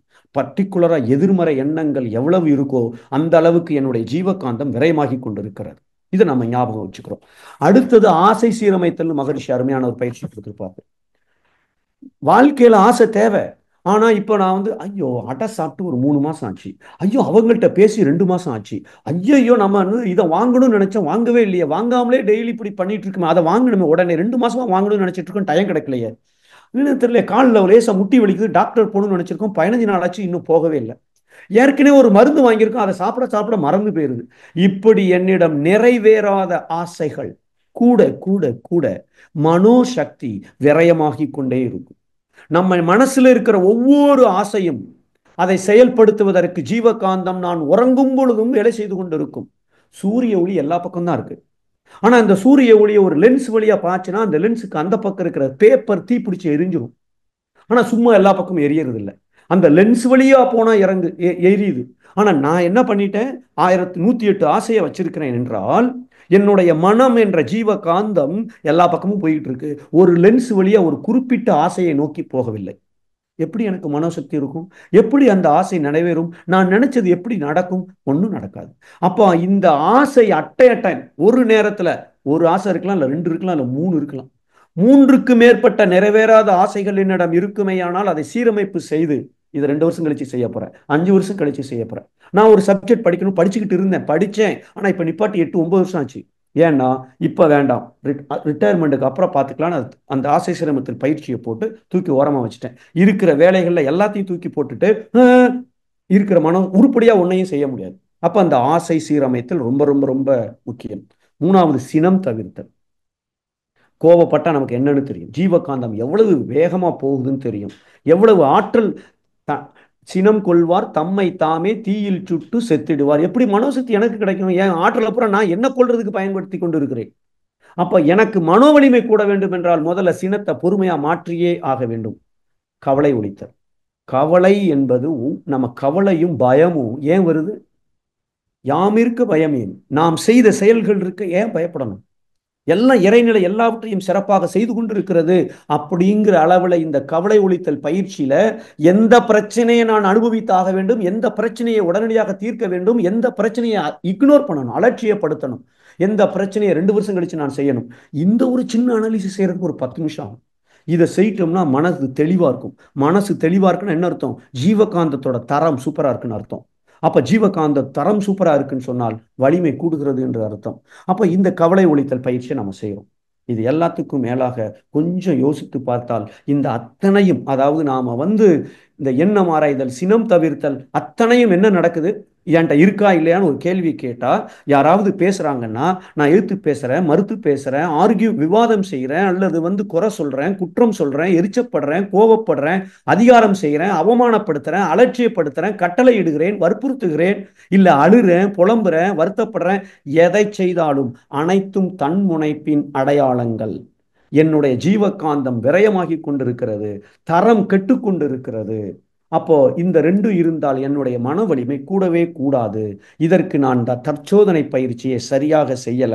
இது எப்பெல்லாம் நான் எதிர்பார்த்த மாதிரி நடக்கலையோ அப்பெல்லாம் நான் யாருங்கிற ஒரு தற்சோதனை பயிற்சி. நான் நினைச்ச மாதிரி வீட்டம்மா பதில் சொல்லல. நான் யாரு? ஓ, கடவுளை ஆகிறதுக்கு முயற்சி பண்ணிட்டு இருக்கேன். ஆனா விலங்கினமா இருக்கலாமா? கூடாது. அவங்க யாரு? சாட்சாத் கடவுளே அவர்களுக்குள் அறிவாக இருந்து என்னுடைய கர்ம வினைக்கு ஏற்றாற்போல் அவர்களை இப்படி செயல்பட வைத்திருக்கிறது. அப்படிங்கிறத நம்ம புரிஞ்சுக்கிட்டோம் சொன்னால் நான் யாரு, அவங்க யார், இந்த 2 கேள்வியை கேட்டுட்டோம் சொன்னால் நாம இறைநிலைக்கு பக்கத்துல நாம போக ஆரம்பிச்சிருவோம். இந்த 5 தற்சோதனை பயிற்சியை ஒழுங்கா செய்தால் கண்டிப்பாக குணநல பேரில் வெற்றி கிடைக்கும். பேராற்றலுடைய இறைநிலைக்கு அருகில் நாம் எப்பொழுதும் நிலையாக இருக்க முடியும். அப்ப என்னுடைய வலிமை அளவு கடந்த வலிமையாக என்னிடம் இருக்கும். அப்போ இது என்கிட்ட வந்துடுச்சுன்னு சொன்னால் என்னுடைய வாழ்க்கை எப்படி இருக்கும்? என்னுடைய எண்ணம் எப்படி இருக்கும்? வெறுப்பு என்பது இருக்காது. அனைத்திலும் அனைவரிடத்திலும் அன்பு இருக்கும். எங்கும் குறை இருக்காது. அனைத்திலும் நிறையே என் எண்ணத்தில், சொல்லில், செயலில் இருக்கும். எதற்கும் நான் அடிமைத்தனமாக இருக்க மாட்டேன். பூரிதான் இருக்கு. என்ன பூரி இப்படி இருக்கு? எல்லாவற்றிலும் அனைத்து இன்ப துன்ப உலகியல் வாழ்க்கையிலிருந்து விடுதலை பெற்று நான் ஆனந்தமாக என்னால் வாழ முடியும். வெளிச்சூழல் என்னை எதுவுமே செய்யாது. வேற்றுமையிலிருந்து ஒற்றுமை, அதாவது பகுத்து பார்ப்பேன், ஆனா தொகுத்து பார்த்துருவேன். பகுத்துணர்வில் தொகுத்துணர்வு பண்பாட்டை அப்படின்னு மகரிஷி அவர்கள் சொல்லியிருப்பார்கள். அந்த அளவுக்கு நான் அதுல வெற்றி அடைய முடியும். இப்படி ஒவ்வொன்றா நாம பார்த்துட்டோம் அப்படின்னு சொன்னால் இந்த பகுத்துணர்விலிருந்து தொகுத்துணர்வு, அறியாமையிலிருந்து விளக்கம், விளக்கத்திலிருந்து பழக்கம். முதல்ல பழக்கம், அப்புறம் விளக்கம் பெற்று விட்டோம், அப்புறம் விளக்கத்தின்படி பழக்கத்தின் வாழ வேண்டும். துன்பத்திலிருந்து அமைதி, அமைதியிலிருந்து ஆனந்தம். இப்படிப்பட்ட ஒரு மாற்றம் நம்மிடம் வர வேண்டும் என்றால் அந்த அளவு கடந்த வலிமை என்பது நமக்கு வேண்டும். அப்படிப்பட்ட அளவு கடந்த வலிமை உங்கள் ஒவ்வொருவருக்கும், நம் ஒவ்வொருவருக்கும் கிடைக்க எல்லாம் உள்ள இறையொருளையும் குருவர்களையும் வேண்டி வாய்ப்பளித்த நல்ல உள்ளங்களுக்கு நன்றிகள் பாராட்டி என்னுடைய உரையை இத்தோடு நிறைவு செய்கிறேன். நன்றி. வாழ்க வளமுடன், வாழ்க வளமுடன், வாழ்க வளமுடன். தற்பொழுது ஐயா அவர்கள் நம்முடைய கேள்விகளுக்கு சிறப்பாக பதிலளிக்க இருக்கின்றார்கள். கேள்வி கேட்க விரும்பும் அன்பர்கள் தங்களுடைய கைபேசியை தாங்களே அன்மியூட் செய்து கொண்டு கேள்விகளை மட்டும் சுருக்கமாக கேட்கும் பொழுது அனைவருக்கும் அது பயனுள்ளதாக அமையும் என்பதை அன்போடு தெரிவித்துக் கொண்டு முதலாவது அன்பராக பவன் சீனிவாசன் ஐயா அவர்களை அன்போடு அழைக்கின்றோம். ஐயா வாழ்க வளமுடன் ஐயா. ஐயா வாழ்க வளமுடன் ஐயா. ஐயா as usual எப்பயும் போல கரெக்டா நல்லா பேசுனீங்க. வாழ்க வளமுடன் உங்களுக்கும் உங்க குடும்பத்தினருக்கும். நல்லது ஐயா, வாழ்க வளமுடன். நன்றி. ஐயா இப்ப ஆசை சீரமைத்தல்ல நீங்க சொல்றப்ப அடை சாப்பிட்டு 2 மாசம் ஆச்சு, அவங்க என்கிட்ட பேசி 2 மாசம் ஆச்சு, வாட்ஸ்அப் மெசேஜ் அனுப்பாம இருக்கிறாங்க, இந்த மாதிரி ஏகப்பட்ட எண்ணங்கள் சப்கான்சியஸா வந்துகிட்டு தாங்க இருக்குது. அதாவது இது வந்து மனிதனோட நேச்சர் தானங்கய்யா. இப்போ வந்து நான் ஒரு அடை ஒரு கடைக்கு போறேன். இப்ப நான் துபாயில இருக்கேன், ஷார்ஜா சைடு போறேன். அங்க ஒரு ஹோட்டல்ல நல்லா இது இருக்கும். சாப்பிட்டு 2 மாசம் ஆச்சு, இது சாப்பிடலாமே, அது சாப்பிடலாமே, அந்த மாதிரி ஆசைகள் தானங்கய்யா வாழ்க்கையை வந்து அடுத்தடுத்த கட்டத்துக்கு வந்து வாழ வைக்குது மனிதன். அந்த இது அது எப்படிங்க?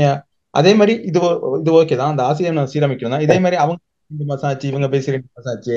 இப்ப முத்தையா ஸ்பீச்சே இன்னைக்கு இருக்குது, அடுத்த மாசம் ஆச்சு, ஐயா முத்தையா ஸ்பீச் எப்போ வரும் எப்போ வரும் அப்படின்ட்டு அது ஒரு ஆசை வந்து இருந்துகிட்டு தானங்க இருக்கு மனசுல. அது வந்து வாழ்க. எந்த இது பண்றது? இது வந்து ஒரு கேள்விங்க. அடுத்து கண்டிப்பா. வந்து இன்னொரு கேள்வி இருக்குதுங்க, அது கேட்டுறவா? ஐயா சொல்லுங்க கேளுங்க. ஐயா, இப்ப வந்து நம்ம வாழ்க்கையில வந்து சில மனிதர்கள் வராங்க, அவங்களோட ஒரு பயணம் பண்றோம், அவங்க வந்து விலகி போறாங்க அப்படின்னா துல்லிய சமதள சீரமைத்தல் அப்படின்ட்டு ஒரு இது இருக்குதுங்க. அதாவது கருமையம் வந்து அவங்கள வந்து விலக்கி விடுது. நமக்கு வந்து ஏதோ ஒரு காரணத்துக்காக கருமையமே அவங்கள வந்து விலக்கி விடுது அப்படின்ற மாதிரி ஒரு இது இருக்குதுங்கய்யா. அது வந்து உண்மையா? அது நம்பலாமா? இல்ல வந்து அவங்களுக்கும் வந்து இப்ப ஏதாவது அவங்க திரும்பி வராங்க இது பண்றாங்கன்னா அவங்களுக்கு உதவி செய்யலாமா? இத வந்து நம்ம வந்து விலகி வந்துடலாமா அப்படின்ற அந்த ஒரு இது இருக்குதுங்க. இது 2வது கேள்வி. Okay, very good. வாழ்க வளமுடன். இப்போ முதல் கேள்விக்கு வருவோம். ஃபர்ஸ்ட் நம்ம வந்து ஆசை, இச்சை என்பது தேவை உணர்வேயாம். இச்சையைக் கண்டு ஏன் மிரள்கிறாய்? இது நீங்க நீங்க ஏன் நீங்க இப்ப பயந்த மாதிரி அது நேச்சுரல். அதுக்கு ஏன் பயப்படணும்? பயப்பட தேவையில்லை. ஆனால் இச்சை எழும்போதே காரணம் கண்டிடு. இச்சை முடித்திட சூழ்நிலை பார்த்திடு. இச்சையை புள்ளியாய் நிறுத்த பழகிடு. விரிந்தால் ஆராய்ச்சி ஆக்கிடு. அப்படின்னு ஒரு கவிதை ஒரு 2 பக்கத்துக்கு இருக்கும், கொஞ்சம் படிச்சு பாருங்க. அதாவது ஆசை வருவது இயல்பு தான், சந்தேகமே இல்லை. இந்த உயிர் உடல்ல இருக்கிற வரைக்கும் அது வந்து ஆசைப்பட்டுட்டு தான் இருக்கும். ஆனா இந்த ஆசை இது வந்து தேவையின் காரணமாக ஆசை வந்தால் நியாயமான ஆசை. தேவையில்லாமல் ஏற்கனவே நாம என்ஜாய் பண்ணோம், சந்தோஷமா இருந்தோம், அதன் காரணமாக தேவையில்லாமல் ஒரு ஆசை வருகிறது என்றால் அது இனி எனக்கு அது துன்பத்தை தருமா, வேற யாருக்காவது துன்பத்தை கொடுக்குமா? இதைத்தான் செய்ய சொல்றோம். ஆசைப்படுறதுல தப்பே இல்லை, ஆசைப்படணும், அதுல வந்து புலன் இன்பத்தை அனுபவிக்கணும், அட சாப்பிடணும், ஒரு தப்பும் கிடையாது. ஆனால் அந்த ஆசை எனக்கு நன்மையை தருகிறதா, துன்பத்தை தருகிறதா? துன்பத்தை தருகிற ஆசையை சீரமைக்க வேண்டும். இல்லை, நான் என்னால் அச்சீவே, நான் சொன்னதெல்லாம் நான் நினைச்ச மாதிரியே என் ஒய்ஃப் நினைக்கணும், நான் சொன்னதெல்லாம் என் ஒய்ஃப் கேட்கணும், என்ன 100% புரிஞ்சு நடக்கணும், இது பேராசை. எப்படி கர்மா கழியும்? அப்புறம் நான் சொன்னதை செய்யாம இருந்தா தான் கர்மா சீக்கிரம் கழியும்.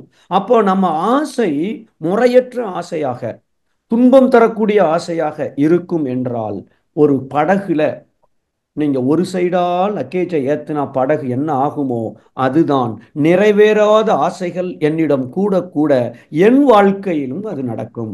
ஏன்னா மனசுல ஏகப்பட்ட நிறைவேறாத ஆசை இருக்கு. ஃப்ரெண்டை கூப்பிடல, ஃப்ரெண்ட்ட பேசல, அட சாப்பிடல, தப்பே இல்லை. சாப்பிடணும்னு 4 தடவை இந்த எண்ணம் வருதா, உடனே சாப்பிட்டு நிவர்த்தி பண்ணிருங்க. உள்ள திணிவு பெற்ற ஆசைகள் 2 வழிதான். ஒன்னு, நிறைவேற்றி தீர்க்க வேண்டும். இந்த அருணாச்சலம்ங்கிற படத்துல கோடி கோடியா பணத்தை கொடுத்து என்ஜாய் பண்ணி முடிச்சிரு, செலவு பண்ணுன்னு சொல்றாங்களே, அது ஒரு விதத்துல க்ளோஸ் பண்ணிரும். ஆனா அதுல செயல்படும் பொழுது துன்பம் இருக்கு, தப்பு செய்யறோம்னா அதனுடைய விளைவை நான் அனுபவிக்க தயாராக இருக்க வேண்டும். 2, அதை நிறைவேற்றினா தப்புன்னு நமக்கு தெரியுது என்றால் அப்ப அந்த ஆசையை சமன் செய்யணும். அந்த சமன் செய்யக்கூடிய வேலையை கொடுப்பது தான் இந்த ஆசை சீரமைத்தல்ங்கிற ஒரு பயிற்சி. இன்னைக்கு அந்த ஃப்ரெண்டுகிட்ட பேசணும், கூப்பிடணும்னு ஆசை வருது. இந்த இப்போ அவரோட ஸ்பீச் எப்போ வரும்னு ஆசைப்படுது. இது 10 தடவை வந்து தொந்தரவு செய்யுதுன்னா 2 நிமிஷம் உட்காரணும். எப்போ அவர் ஸ்பீச் வரும்? மாசம் ஒரு நாள் வருமா? வர வரைக்கும் வரட்டுமே. இப்போ என்ன அதனால? நான் இதையே நினைச்சுக்கிட்டு இருந்து என்ன பிரயோஜனம்? அடுத்த மாசத்துல ஒரு ஃப்ரைடே, ஒரு சாட்டர்டே வரப்போகுது, இல்லை ஒரு சண்டே வரப்போகுது. முடிஞ்சா தெரிஞ்சவங்களை யார்ட்டையா ஃபோன் பண்ணி கேளுங்க, இல்லையா கொஞ்சம் வெயிட் பண்ணுங்க, அது வரும்போது வரட்டும். இந்த அளவுக்கு மனசை அதை வந்து சமன் செய்யறதுக்கு ஒரு முயற்சி எடுத்துட்டோம்னா ஆசை என் வாழ்க்கையை நிர்ணயம் செய்யாது. நான் நிர்ணயம் செய்வேன் எந்த ஆசையை செயல்படுத்த நான் அனுமதிப்பேன். அதுல மட்டும் என் மன வலிமை ஒருமித்த ஒரு ஃபுல் கான்சென்ட்ரேஷனோட குவிய ஆரம்பிச்சுட்டு சொன்னால் நினைப்பது கண்டிப்பாக நடக்கும். ஸோ அதனால அப்படி ஆசை வர்றதுல தப்பே இல்லை. ஆனா அப்படி அது அடிக்கடி வந்து தொந்தரவு செய்துன்னு சொன்னா ஒன்று நிறைவேற்றி விட வேண்டும், இல்லை என்றால் சமன் செய்வதற்கான முயற்சியை எடுக்க வேண்டும். சமன் செய்வது என்றால் இன்னும் 1 மாசம் வெயிட் பண்ணுவேன், அதுக்கப்புறம் அதை பார்க்கலாம். 1 வருஷம் வெயிட் பண்ணுவேன். மகரிஷி அவர்கள் 150 வருஷம் கழிச்சு தான் உலக அமைதி கிடைக்கும் அப்படின்னு சொல்லி அவர் அதுக்கு தேவையான ப்ரிப்பரேஷன் ஒர்க்கை என் வாழ்க்கையில செய்யணும்னு தானே செஞ்சிருக்கிறாரு. அவர் ஒன்று என் வாழ்க்கையில நடக்கணும்னு நினைச்சிருந்தா அது நிறைவேறாத ஆசை அவருக்கு. கண்டிப்பா அப்படி இல்லை. ஸோ இதுதான் ஆசை சீரமைத்தல். அதை நம்ம செஞ்சிடறோம். ரெண்டாவது, துல்லிய சமதள சீர்மை. உண்மையா? 100% உண்மை. ஒரு பக்கெட்டில், அந்த பக்கெட்டில் நீங்கள் தண்ணி ஊற்றுறீங்க, மோர் ஊற்றுறீங்க, பால் ஊற்றுறீங்க, வெண்ணெயை ஊற்றுறீங்க, நெய்யை ஊற்றுறீங்க, ஆயில் ஊற்றுறீங்க, டீசல் ஊற்றுறீங்க, இப்படி ஒரு 15 திரவத்தை ஊற்றிட்டீங்க. ஒரு கலக்கு கலக்குறீங்க. கலக்கி முடிச்சுட்டு கையை எடுத்துட்டீங்கன்னா ஒரு 1/4 மணி நேரத்தில் அது அது ஒரு இடத்துல உட்காந்துருக்கும். ரொம்ப கனமான தேன் மாதிரி இருக்கிறது அடியில் இருக்கும், தண்ணீர் மேலே இருக்கும், இடையில நெய் ஒரு இடத்துல இருக்கும். அது அது அதனுடைய அடர்த்தி நிலைக்கு ஏற்ப அந்த பக்கெட்டில் ஒரு இடத்தை பிடித்து கொள்ளுகிறது. இது ஜட பொருளுக்கு. உயிருள்ள மனிதனுக்கு இந்த எப்படி இது நடக்குதோ அதே தான் மனிதனுக்கும் நடக்கிறது. துல்லிய சமதள சீர்மை, ஸ்பெசிபிக் கிராவிட்டி பிரின்சிபல் அப்படின்னு மகரிஷி சொல்றாங்க. அங்க அந்த பொருளோட அடர்த்தி மனுஷனுக்கு கருமையத்தில் இருக்கிற தரம் அதை நிர்ணயம் செய்கிறது. அப்ப என் கருமையத்தில் இருக்கிற அந்த பதிவுகளுக்கு ஏற்ப என்னுடைய நடுமணம் பிரபஞ்சம் வரை சென்று ஈர்த்த மனிதர்களை கொண்டு ஈர்த்து கொண்டு வந்து விடுகிறது. சில பேரை விலக்கியும் விடுகிறது. பக்கெட்ல அது அது அந்த இடத்துக்கு போகும். இப்போ பூமிங்கிற ஒரு பெரிய பக்கெட்ல இத்தனை கோடி மனிதர்கள் இருக்கிறார்கள். அவரவர்கள் கருமையத்தின் தரத்திற்கு ஏற்ப, நீங்க துபாயில இருக்கீங்க, நான் கத்தார்ல இருக்கேன், உங்களுக்கு ஒரு வாழ்க்கை துணை வந்து இருக்கிறார்கள், உங்களுக்கு இப்போ ஒரு குழந்தை பிறந்திருக்கு, உங்களுக்கு இப்போ புது கம்பெனில வேலைக்கு போயிருக்கீங்க. அந்தந்த பக்கெட்ல அது அது சுத்திக்கிட்டே இருக்கும், அது அது அதன்படி நடந்துகிட்டே இருக்கும். ஒரு நண்பர் உங்களை விட்டு, உங்களை மதிக்காமல் உங்களை நிராகரிக்கிறார் என்றாலோ, இல்ல அவரா உங்களை விரும்பி வருகிறார் என்றாலோ, பக்கெட் சுத்திக்கிட்டு இருக்கு, உள்ள எல்லாம் சுத்துது. எல்லாம் இயற்கைப்படி அந்த ஸ்பெசிபிக் கிராவிட்டி, துல்லிய சமதள சீர்மைப்படி சிறப்பாக சீராக ஒரு பிழை இல்லாமல் நடந்து கொண்டிருக்கிறது. ஆனா அதுல ஒரு கேள்வி கேட்டீங்க கடைசியா, இன்னொரு வார்த்தையை ஒன்று சொன்னீங்க. இப்ப அவங்களே எனக்கு திருப்பி வர்றாங்க, நான் அவங்கள இணைச்சிக்கலாமா, இல்ல விட்டுறலாமா, இல்ல உதவி செய்யலாமா, உதவி செய்யக்கூடாதா? உதவி செய்தால் நீங்க தெய்வீகத்தன்மையோடு வாழ்கிறீர்கள், நிராகரித்தால் ஒரு சாதாரண மனிதனாக வாழ்கிறீர்கள், பழி தீர்த்தால் விலங்கினத்தன்மையோடு வாழ்கிறீர்கள். எது நமக்கு வேணும் கொஞ்சம் யோசித்து பாருங்கள். முடிவு உங்க கையில தான் இருக்கு. நன்றி. வாழ்க வளமுடன். நன்றிங்க ஐயா. வாழ்க வளமுடன். சூப்பர். நன்றிகள் ஐயா, சிறப்பான பதில்கள். வாழ்க வளமுடன் ஐயா. அடுத்த அன்பராக சாந்தி கண்ணன் அம்மா அவர்களை அன்போடு அழைக்கின்றோம். ஐயா வாழ்க வளமுடன் ஐயா. வாழ்க வளமுடன். எப்படி இருக்கீங்க? வாழ்க வளமுடன். நல்லா இருக்கேன். நீங்க எப்படியா இருக்கீங்க? சூப்பர். அருமையா. இன்னையோட ஸ்பீச் ஒவ்வொரு நம்ம ஒருத்தரோட வாழ்க்கையிலயும் என்ன தவறு செஞ்சா எங்க திருத்திக்கலாம் அப்படிங்கிற பாயிண்ட் இன்னைக்கு ரொம்ப ஈஸியா எனக்கு கிடைச்சதுயா. ரொம்ப நன்றி. நன்றி சொல்லத்தான் ஐயா. ஒவ்வொரு இதுவும் மீட்டிங் அப்பவும் ஏதோ ஒரு இது நம்ம அது புறப்படுத்துறியா நம்ம வாழ்க்கையில அதை அனுபவிச்சு எடுத்துட்டு போயிடலாம். அந்த அளவுக்கு உங்க ஸ்பீச் எங்களுக்கு மோட்டிவேஷனா இருக்குயா. அது நன்றி சொல்லத்தையா. நான் ஹேண்ட் ரைஸ் பண்ண ரொம்ப நன்றி அம்மா. நன்றி அம்மா. வாழ்க வளமுடன். யாரோ ஒருத்தட்ட மட்டும் நம்மளோட அந்த வெறுப்பு இருக்கும்போது அவங்களும் இறைநிலை தான் அப்படிங்கிற அந்த டயத்துக்கு ஞாபகம் வரமாட்டேங்குது. அதுதான்யா ஒரு தப்பு பண்றோம். அதை மாத்திக்கிட்டாலே எல்லாமே ஓரளவு நம்ம மன்னிச்சு ஏத்துக்கிற மாதிரி பக்குவம் வந்துருதுயா. அந்த ஒரு செகண்ட் மட்டும் தாயா நம்மளால திருத்திக்க முடியல, என்னால திருத்திக்க முடியல. அதுக்கு மட்டும் ஒரு விளக்கம் சொல்லிடுங்க ஐயா. அதுக்கு என்ன பண்ணணும்னா, இந்த மாதிரி ஒரு 4-5 பேர் இருப்பாங்க, ஒரு 10 பேர் இருக்கலாம், இல்ல 15 பேர் இருக்கலாம். ஒண்ணுமே இல்லை. ஒவ்வொரு மெடிடேஷன் முடிஞ்ச உடனேயும் அவர்களிடம் இருக்கிற நிறைகளை உங்கள் மனதில் ஒரு 5 நிமிஷம் நினைங்க. அதாவது அவங்க எது எது தப்பு செய்யறாங்க, என்னென்ன குறை இருக்கு அப்படின்னு நமக்கு தெரியும். ஆனா அவர்களிடம் இருக்கிற நிறைகளை பாசிட்டிவாக, நமக்கு செய்த நன்மைகள் இல்ல பிறருக்கு செய்த நன்மைகள், அதை நீங்க கொஞ்சம் அப்பப்ப மனசு மெடிடேஷன் முடிஞ்சோன்னு போட்டு நிரப்பிடணும். ஃபுல்லப் பண்ணிட்டோம்னா, எந்த அளவுக்கு நிரப்புறோம்னா, வீட்டுல ஒரு எலி செத்து கிடந்தா கூட நாம பெர்ஃப்யூம் அங்கங்க அடிச்சு நல்ல பத்தி ஒரு 4 சாம்பிராணி 5 பொருத்தி வச்சுட்டோம்னா வீட்டுக்கு வந்திருக்கிற விருந்தாளிக்கு அது தெரியவே தெரியாது.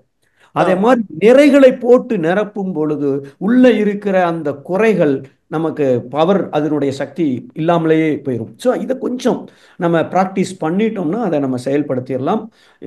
இவ்வளோ தூரத்துக்கு வந்திருக்கிறதே பெருசு. ஆனாலும் அந்த இடத்துல நாம் தோத்துறோம் அப்படிங்கிறதுக்கு நிறைகளை நாம் நிரப்ப வேண்டும். மனசார வாழ்த்துறோம். ஸோ அதையும் நம்ம செய்யலாம். நன்றி. வாழ்க வளமுடன். மிக்க நன்றியா. நன்றி. வாழ்க வளம். நன்றி அம்மா. வாழ்க வளமுடன். நன்றி அம்மா. வாழ்க வளமுடன். சிறப்புங்க ஐயா. உண்மையிலேயே அந்த நம்ம மனித மனம் குறைகள் தான் நிரப்பிக்கிட்டு அதையே நினைச்சு நம்ம டவுன் ஆயிடுறோம். ஆனா இனிமே நிறைகளை நிரப்பணும்ன்றது சிறப்புங்க ஐயா. அடுத்த அன்பராக முல்லை பாலா அவர்களை அன்புடன் அழைக்கின்றோம். ஐயா வாழ்க வளமுடன். நான் சிங்கப்பூர்ல இருந்து பேசுறேன், பாலா ஐயா. ஐயா வாழ்க வளமுடன். ஐயா வாழ்க வளமுடன். எப்படி இருக்கீங்க? ஐயா நல்லா இருக்கீங்க ஐயா? மிக சிறப்பாக இருந்தது.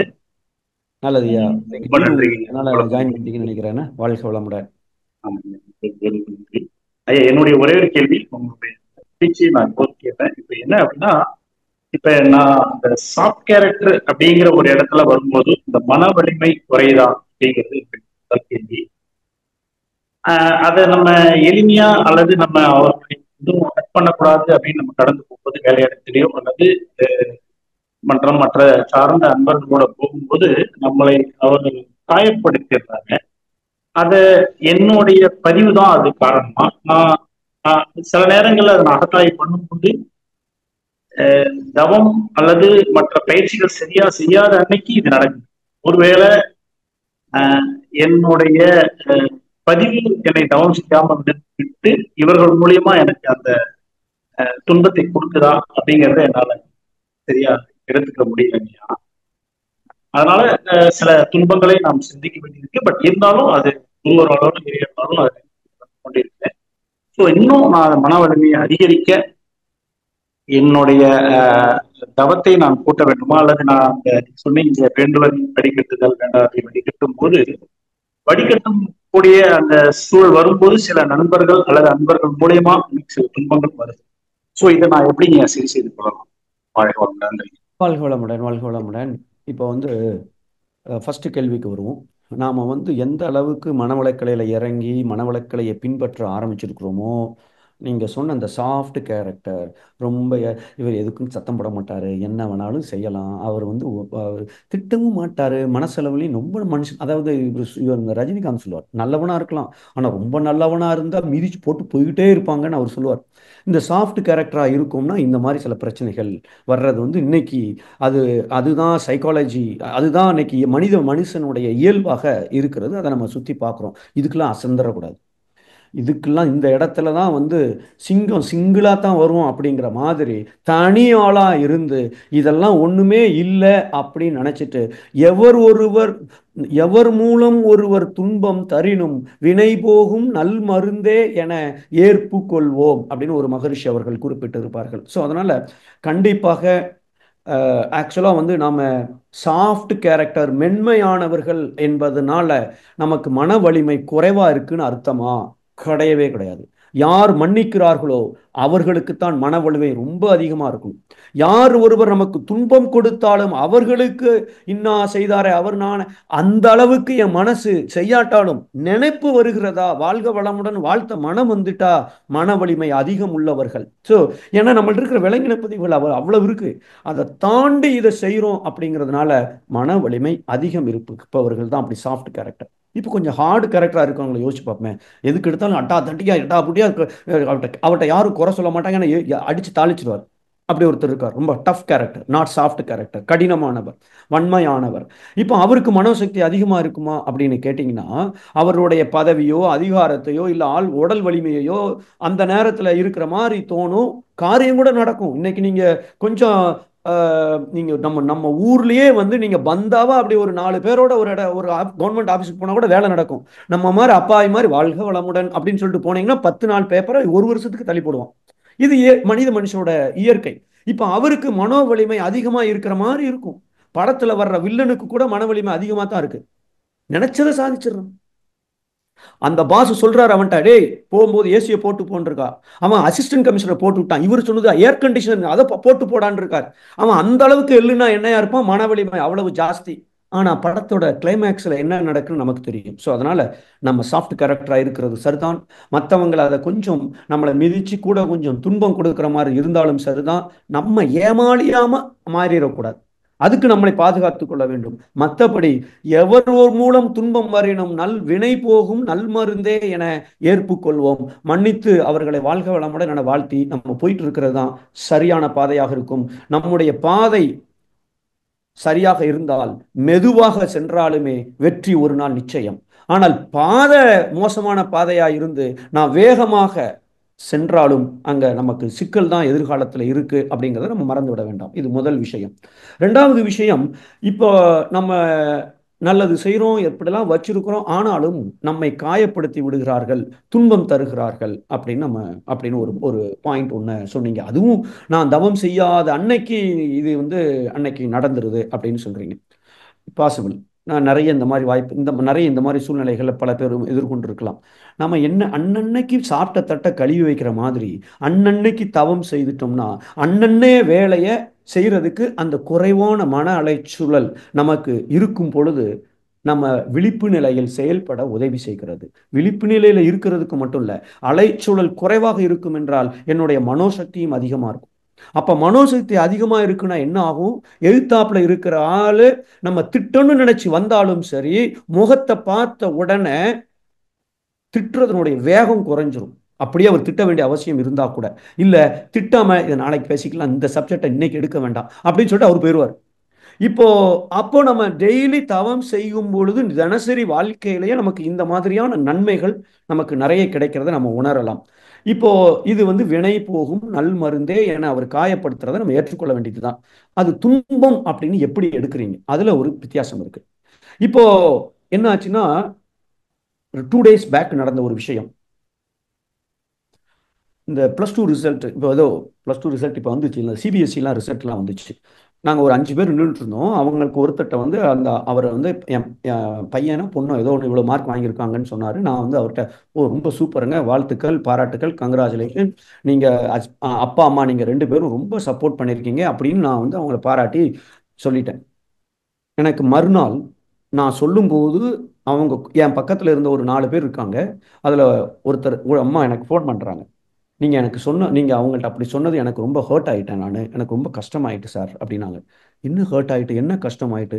எனக்கும் தான் ஒரு பொண்ணு இருக்கா, ஒரு பையன் இருக்கான், என் பையனும் தான் +2 இருக்கான், அவன் கொஞ்சம் மார்க் கம்மி தான். ஆனால் நீங்கள் ஏன் முன்னாடி நீங்கள் அதை எனக்கு அவங்க என்ன மார்க் வாங்கியிருக்காங்கன்னு தெரியாது, +2 எழுதியிருக்காங்களான்னு எனக்கு தெரியாது, ஆனால் அவங்க ஹர்ட் ஆகிட்டாங்க. இப்போ நீங்கள் இன்னொருத்தர் அப்ரிஷியேட் பண்ணுறதோ பாராட்டுறதோ உயர்ந்த விஷயம்தான்.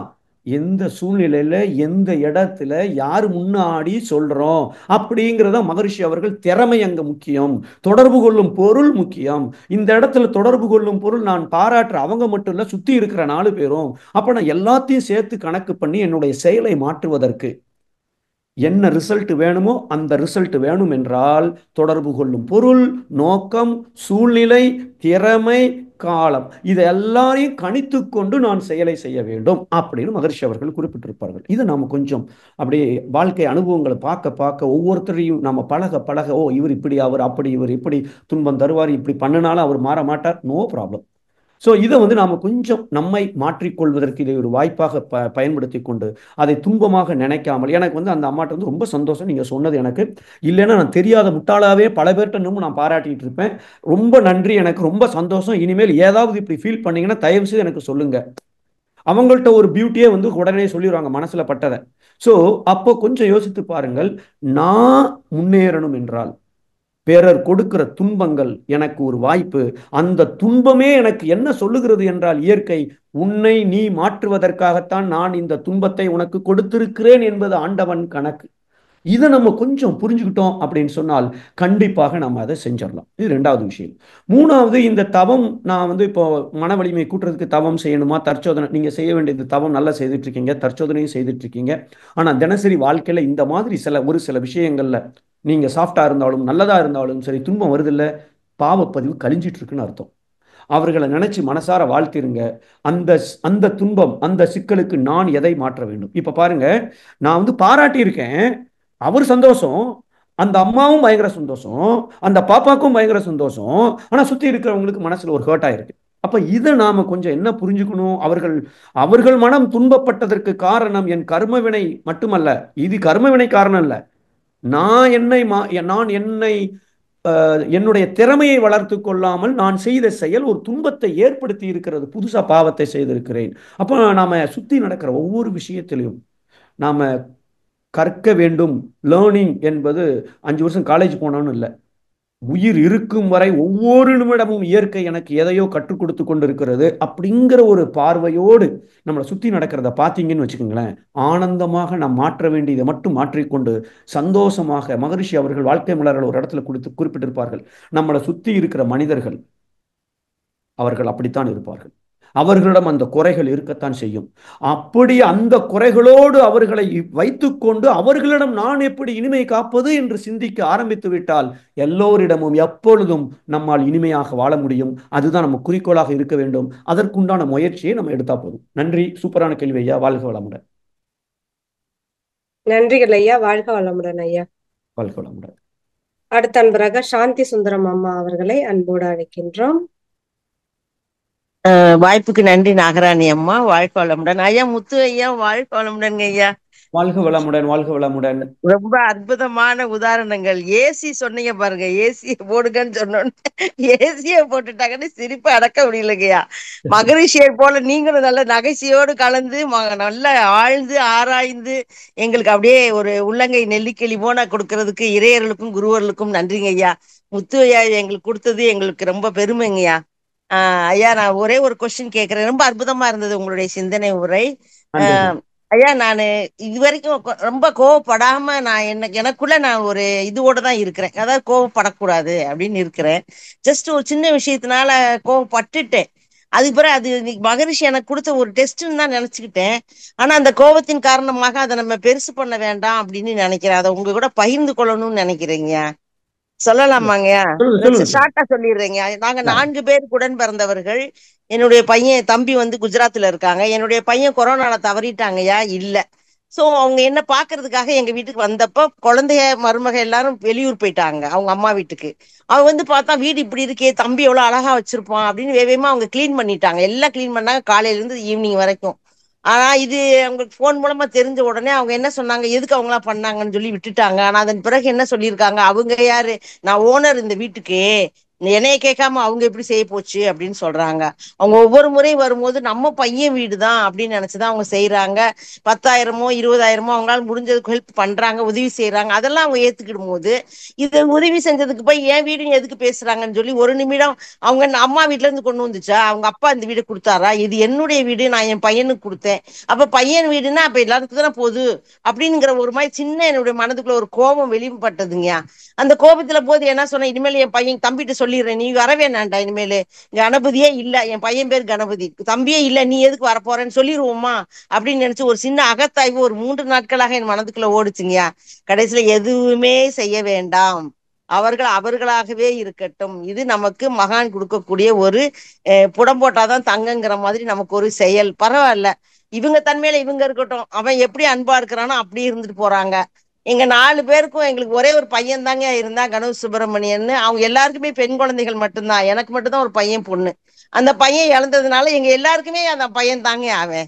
அப்ப அந்த ஒரு அன்பு பாசத்துலதான் அவன் சொந்த வீடு இப்படி இருக்கேன்னு நினைச்சு அவங்க கிளீன் பண்ணாங்க. ஆனா மருமக இந்த மாதிரி மனநிலையில இருக்காங்களேன்னு கொஞ்சம் வருத்தப்பட்டு மனதுக்குள்ளார ஒரு கோபம் வந்துருச்சு. ஆனா அவங்க யார்ட்டையும் நான் வெளிப்படுத்தலைங்கய்யா.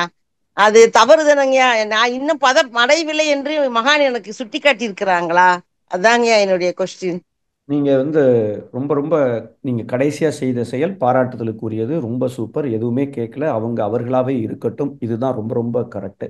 அதில் எந்த தப்பும் இல்லை.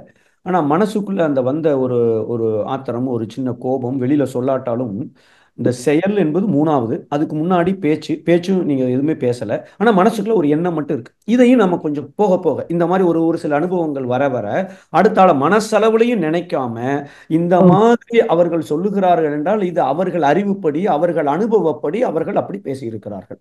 இன்ஃபேக்ட் யோசித்து பார்த்தா என் கர்ம வினைப்படி அவர்கள் அப்படி பேசி இருக்கிறார்கள் அப்படின்னு நினைச்சிட்டு எப்போ இந்த மாதிரியான ஒரு வார்த்தை உங்க காதுல விழுதோ உடனே அவங்கள நினைச்சு வாழ்க வளமுடன், வாழ்க வளமுடன், வாழ்க வளமுடன் அப்படின்னு வாழ்த்த ஆரம்பிச்சிருங்க. இந்த எண்ணம் அதுக்கப்புறம் கொஞ்சம் கொஞ்சமா தானா இனிமேல் வராத அளவுக்கு அவர்களை பற்றிய ஒரு எண்ணத்தை போட்டுட்டீங்கன்னா, இப்போ நீங்க கோயிலுக்கு போகணும்னு பிளான் பண்ணிருக்கீங்க, ஒரு கல்யாண வீட்டுக்கு போகணும்னு நினைச்சிருக்கிறீங்க, எல்லாம் எடுத்துட்டு வெளியில வந்திருக்கீங்க, வெளியில வந்த 2வது நிமிஷம் ஆட்டோ பிடிக்கிறதுக்கு முன்னாடி அடி மழை பேயா பின்ன ஆரம்பிச்சுட்டு, அறிவு இருக்கா உனக்கு, ஏன் மழை பெய்யுது நான் கேட்போம், என்ன இப்படி பண்றாருன்னு கேட்க மாட்டோம், உள்ள போய் கொடை இருக்கான்னு பார்ப்போம். நம்ம நான் எப்படி இந்த மலையோடு அந்த இடத்துக்கு போவது என்பதுதான் நாம் பார்ப்போமே. அதே போல ஆஃப்டர் ஆல் உயிர் இல்லாத ஒரு மலைக்கே இவ்வளவு மரியாதையோடு அதை ஏற்றுக்கொண்டு நான் என்ன செய்ய வேண்டும் என கவனம் செலுத்துகிற நான் ஒரு உயிருள்ள ஜீவன், அதுவும் ஒரு உறவு, நம்ம ஏன் கவலைப்படணும்? ஒண்ணு நீங்க அப்படி சொல்றீங்களோ அப்படியே சொல்லுங்க. இப்ப நான் என்ன செய்யணும், என்னுடைய கடமை என்ன, அதை மட்டும் நான் கிளீனா செஞ்சிடறேன், அவ்வளவுதான். இது நீங்க செஞ்சது ரொம்ப கரெக்ட். ஆனா அந்த எண்ணத்தளவுல வந்த அந்த கோபம் வராமல் இருப்பதற்கு இப்ப நான் சொன்னதை கொஞ்சம் ஃபாலோ பண்ணிட்டீங்கன்னா கண்டிப்பாக அவர்கள் மேல இன்னும் அன்பு வர ஆரம்பிச்சிடும், ஒரு கருணை வர ஆரம்பிச்சிடும். உங்க பாசிட்டிவான காந்த அலை அவர்களையும் மாற்றக்கூடிய வல்லமை படைத்ததாக மாறிவிடும். அப்படித்தான் நாம நம்மளை கொஞ்சம் செதுக்கிக் கொள்ள வேண்டும். சூப்பர், பாராட்டுக்கள், வாழ்க வளமுடன். கோபத்தை அன்பாக மாற்றி விட வேண்டும், அவ்வளவுதான். என்னங்கய்யா? கண்டிப்பா கண்டிப்பா கண்டிப்பா. கண்டிப்பா. ரொம்ப நன்றிங்கய்யா, வாழ்த்துக்கள்ங்கய்யா. நல்லது, வாழ்க வளமுடன். அம்மா நன்றிங்கம்மா. நன்றிகள் அம்மா, வாழ்க வளமுடன். அடுத்த அன்பராக ராஜாராமன் ஐயா அவர்களை அன்போடு அழைக்கின்றோம். ஐயா வாழ்க வளமுடன். வாழ்க வளமுடன் ஐயா, வாழ்க வளமுடன். ராஜாராமன், சென்னை பழவந்தாங்கல் பேசுறியா? அருமையான வாழ்க வளமுடன் ஐயா. ரொம்ப அருமையா இருந்தது, நல்ல பாயிண்ட்லாம் கொடுத்தீங்க, அருமையா இருந்தது. எனக்கு 2 கேள்வி கேட்க போறேன், டைம் இருக்கா தெரியல எனக்கு. கேளுங்க ஐயா, நோ ப்ராப்ளம். சரி, ஒன்று இந்த சமநிலைகள் ஆக்னி ஆரம்பிச்சு ஆக்னி சாந்தி துரியம் அப்படி போட்டு கடைசியில் 2 நிலை வருது. இந்த மாதிரி 9 தவங்கள் மகரிஷி கொடுத்துருக்காரு, ஒவ்வொரு அகத்தாயிலும் 1 2 இருக்கு. இது எந்த அந்த ஆர்டர்ல மகரிஷி கொடுத்துருக்காரு தெரிஞ்சுக்கலாமா? ஓகே, வாழ்க வளமுடன். இப்போ கொஞ்சம் நம்ம யோசித்து பார்த்தோம்னு வச்சுக்கோங்களேன். முதல்ல தவத்துல 5 படிநிலைகளை நம்முடைய முன்னோர்கள் சொல்லி இருக்கிறார்கள். முதல்ல உணர்தல், இது தவத்தோட ஃபர்ஸ்ட் ஸ்டெப்பு. உணர்தல் அப்படிங்கிறது ஆக்னையில நமக்கு தீட்சை கொடுத்து ஸ்பரிச தீட்சை மூலமாக உணர வைத்து விட்டார்கள். உயிரை உணர்கிறோம், அப்புறம் உயிரை கவனிக்கிறோம். உணர்தல். 2வது படிநிலை உயர்தல். இங்க ஆக்னையில இருந்த உயிர் அங்கதான் இருக்கு, ஆனா மறுபடி தீட்சை கொடுத்து அதை துரியத்துல உயர்த்தி அங்க நாம உயிரை கவனித்துக் கொண்டிருக்கிறோம். அது உயர்தல். 3வது படிநிலை விரிதல். இப்ப நம்ம துரியத்துல வந்துட்டோம், இப்ப நாம விரியணும். எந்த அளவுக்கு விரிகிறோமோ அந்த அளவுக்கு நமக்கு மனவிரிவு கிடைக்கிற அளவுக்கு என்கிட்ட இருக்கிற சிற்றறிவு பேரறிவு நிலைக்கு உயர்ந்து அந்த நிலையோடு ஐக்கியமாகிற அளவுக்கு நான் உயரணும், விரியணும். அப்ப அதுக்கு தான் துரியத்திலிருந்து துவாதசாங்கம் அப்படி போயிட்டு நாம நேர பேரியக்க மண்டபம் போயிட்டு அங்க ஒரு 4 நிமிஷம் பண்ணிட்டு அப்புறம் சுத்த வெளிக்கு போறோம். அது விரிதல். 4வது ஸ்டெப்பு கரைதல். சுத்த வெளியில ஒண்ணுமே இல்லாத அந்த இறைநிலையோடு நாம கரையிறோம். கரையிறது கூட பெருசு இல்லை, ஆனா நம்ம திருப்பி உலகம், இந்த பூமி, இந்த எண்ணங்கள் நம்ம இழுத்து வந்துரும். அதனால உறைதல் அப்படிங்கிறது 5வது ஸ்டெப்பு. அப்போ உணர்தல், உயர்தல், விரிதல், கரைதல், உறைதல், ஃப்ரீஸ் ஆகி அதை துரியாதீதத்திலே சுத்த வெளியிலே நிற்கிறது. இந்த 5ஐயும் நாம செயல்படுத்துவதற்காக மகரிஷி அவர்கள் ஆக்னை, அப்புறம் சாந்தி. ஏன்னா தவக்கணல் ரொம்ப கூட்டிட்டாலும் ப்ராப்ளம். ஹெட் ஆஃபீஸ் மூலாதாரத்தில் இருக்கு, ஆக்னைங்கிறது ஒரு பிரான்ச் ஆஃபீஸு. அதனால மூலாதாரத்தை கொடுத்துட்டு அந்த தவக்கணலை பேலன்ஸ் பண்றதுக்கு தேவையான பயிற்சி அந்த சாந்தி, அப்புறம் உயர்தலுக்கான துரியம், அப்புறம் விரிதல்ங்கிறதுக்கான துரியாதீதம். இதுதான் அதனுடைய லாஜிக்கு, அதனுடைய ஆர்டர். இப்ப நாம இந்த பயிற்சியை நாம செய்ய செய்ய செய்ய செய்ய +2ல படிக்க போய் ஸ்கூல்ல படிக்கிறான், அருமையான டீச்சர்ஸ் தான். ஆனா அங்க மேத்ஸுக்கு மட்டும் ஒரு டியூஷன் டீச்சரை போட்டுறோம், இல்ல அவன் ஹிந்தியில வீக்னா ஹிந்திக்கு ஒரு டியூஷனை போட்டுறோம். அது போல பல சிறப்பு தவங்களை மகரிஷி அவர்கள் கொடுத்திருக்கிறார்கள். நாம எந்த அளவுக்கு இதை நாம செய்தால் கூட நம்ம கோள்களிலிருந்து வரக்கூடிய அலைத்தாக்கத்தை சாதகமாக ஆக்கிக் கொள்வதற்கு பஞ்சபூத நவக்கிரக தவம். நாம புலன்கள் மூலமாக இந்த உலகத்தோடு தினசரி வாழ்க்கையில தொடர்பு கொண்டிருக்கிறோம். இந்த புலன்களுக்கு நான் அடிமையாகி விடக்கூடாது, புலன்கள் எனக்கு அடிமையாக இருக்க வேண்டும் என்றால் அதற்கு ஒரு பஞ்சேந்திரிய தவத்தை மகரிஷி அவர்கள் கொடுத்திருக்கிறார்கள். அப்போ இந்த தவமும் அந்த சிறப்பு தவத்துக்குள்ள வந்துடுச்சு. அது தவிர 3வதாக ஒரு ஆர்டர் ஒண்ணு. அந்த காலத்துல பதஞ்சலி யோக சூத்திரப்படி நாம இந்த நம்மளுடைய யோக அந்த அப்ஜெக்டிவை அடையணும், இறைநிலையோடு அந்த சமாதி நிலை அதை அடையணும் அப்படின்னு சொன்னால் அந்த காலத்துல 8 அஷ்டாங்க யோகத்துல இயமம் நியமம் இதெல்லாம் சொன்னாங்க. என்ன அர்த்தம் இயமம் நியமம்னா? இயமம்னா எதை செய்யணுமோ அதை செய்யணும், எதை செய்யக்கூடாதோ அதை செய்யக்கூடாதது, அது நியமம் அப்படின்னு சொல்லிட்டு. அப்புறம்தான் ஆசனம், அப்புறம்தான் பிராணாயாமம், அதற்கப்புறம் பிரத்யாகாரா, அப்புறம் தாரணா, அப்புறம் தான் தியானம் அப்படின்னு 8 ஸ்டெப்பை கொடுத்துருக்காங்க. அந்த காலத்துல இருந்த வாழ்க்கை முறைக்கு இது அற்புதம். ஆனா இன்னைக்கு நீ முதல்ல சிகரெட் பிடிக்காம இருந்தா தான் உனக்கு தீட்சை கொடுப்போம், வேலைக்கு ஆகாது.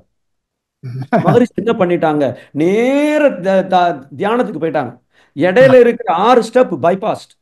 இப்படி பைபாஸ் பண்ணனதுனால ஏன் பைபாஸ் பண்ணியிருக்கிறாங்கன்னா, முதல்ல இவன் சிகரெட் பிடிக்கிறத விடணும்னாலே ஒரு மன வலிமை தேவை. இந்த மனோசக்தி வேணும்னா ஒரு தவம் வேணும். அந்த தவத்தை முதல்ல தீட்சை மூலமாக கொடுத்து விட்ட பிறகு இப்ப அவங்க என்ன ஸ்டெப்பை ஃபாலோ பண்ணியிருக்காங்க, அந்த ஸ்டெப்பை ஃபாலோ பண்றதுக்கு அங்க அதுக்கு அப்புறம்தான் இதெல்லாம் அச்சீவ் பண்றதுக்கு அந்த காலத்துல முதல்ல மூலாதாரத்துல ஆரம்பிச்சு சுவாதிஷ்டானம், மணிபூரகம், அநாகதம் இப்படி கொண்டு போனாங்க. அதனால மகரிஷி என்ன பண்ணாங்க, ஸ்ட்ரைட்டா ஆகனைக்கு வந்ததுனால அதற்கு அடுத்த படிநிலையில ஆகனை துரியாதீதமா செய்த அப்புறம் 9 மையத்தவத்தை ஒன்று கொடுத்திருக்கிறார்கள். இது இடையில இருக்கிற அந்த 5 சக்கரங்களையும் நாம மெடிடேஷன் பண்ணும் பொழுது அப்ப இந்த அந்த குண்டலினி யோகத்தை நாம முழுமையாக செயல்படுத்துவதற்கு தேவையான அனைத்து பலன்களும் நமக்கு தேவை என்பதற்காக 9 மையத்தவத்தை அங்கே கொடுத்திருக்கிறார்கள். இதெல்லாம் போக கடைசியில நாம துரியாதீதத்துல சுத்த வெளியில இறைநிலையோடு கரைந்து உறைந்து நின்றாலும் தவம் அருமையா கிடைக்கும். ஆனால் இந்த புறத்தவம் தவம் செய்த பிறகு தினசரி வாழ்க்கையில நான் எல்லாவற்றையும் இறைநிலையாக பார்க்கக்கூடிய மெய்ஞான பார்வை எனக்கு இருக்கா? கம்மியா இருக்கு.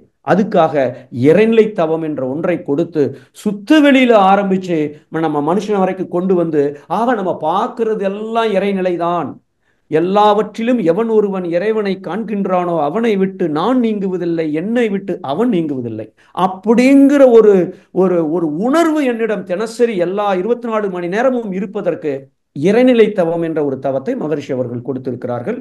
அப்ப அந்த லாஜிக்கு இப்படிதான் அந்த லாஜிக் வருது. ஐ திங்க் உங்களுக்கு கிளாரிஃபை பண்ணிட்டேன்னு நினைக்கிறேன். நான் ஏதாவது குழப்பி இருந்தால் நீங்க மறுபடியும் கேட்கலாம். நல்லா கிளியரா சொன்னீங்க, அருமையா இருந்தது. ஆனா என் 2வது கேள்விக்கு டைம் அலோவ் பண்ணுமா தெரியல, மணி 12 ஆயிடுச்சு. கேளுங்க, ஒன்றும் பிரச்சனை இல்லை. இப்போ அகத்தாய என்ன மாறாதாய சரி அந்த ஆர்டர்ல இருக்கும்பொழுது ஒன்னொன்னுக்கும் மகரிஷி வாழ்க்கையில் நடந்த அனுபவங்களை வச்சுதான் அவர் பாடமா நம்ம கொடுத்துருக்காரு. அப்படி இருக்கும்பொழுது நம்ம பீட்டாவில் இருக்கும்பொழுது அந்த கீழ்மையான எண்ணங்கள், காம எண்ணங்களை கருப்பா மாத்தணும்னு சொல்லியிருக்காரு. அந்த டாபிக் கொடுக்கறதுக்கு என்ன காரணம், என்ன அவருக்கு வாழ்க்கை நடந்த நிகழ்ச்சி? எந்த டாபிக் சொல்றீங்க? இந்த காம உணர்வு கற்பா மாத்தணும் சொல்றாருல உணர்ச்சி நிலையில, அந்த டாபிக் சூஸ் பண்ண என்ன காரணம், இது அவருக்கு உண்டுதா இருந்தது? வாழ்க வளமுடன். இப்போ ஒரு டாக்டர் இருக்காரு, அவர் கார்டியாலஜிஸ்ட், பைபாஸ் சர்ஜரி பண்றாரு. அவருக்கு பைபாஸ் சர்ஜரி பண்ணணும்னு அவசியமே இல்லை. மகானுக்கு எல்லாத்தையும் அனுபவிச்சுதான் சொல்லணும்னு அவசியம் இல்லை. இப்போ அவருக்கு அகக்காட்சியாக எனக்கு தெரிகிறது அப்படின்னு சொல்றாரு. எது, எப்படி பிரபஞ்சம் உருவாகியது, எப்படி இதெல்லாம் நடந்தது அப்படிங்கிறது அகக்காட்சியாக தெரிகிறது. அப்போ பல விஷயங்கள் அனுபவத்தின் மூலமாக வந்திருக்கலாம். ஆனால் உண்மை என்பது எப்பொழுதும் மாறாதது.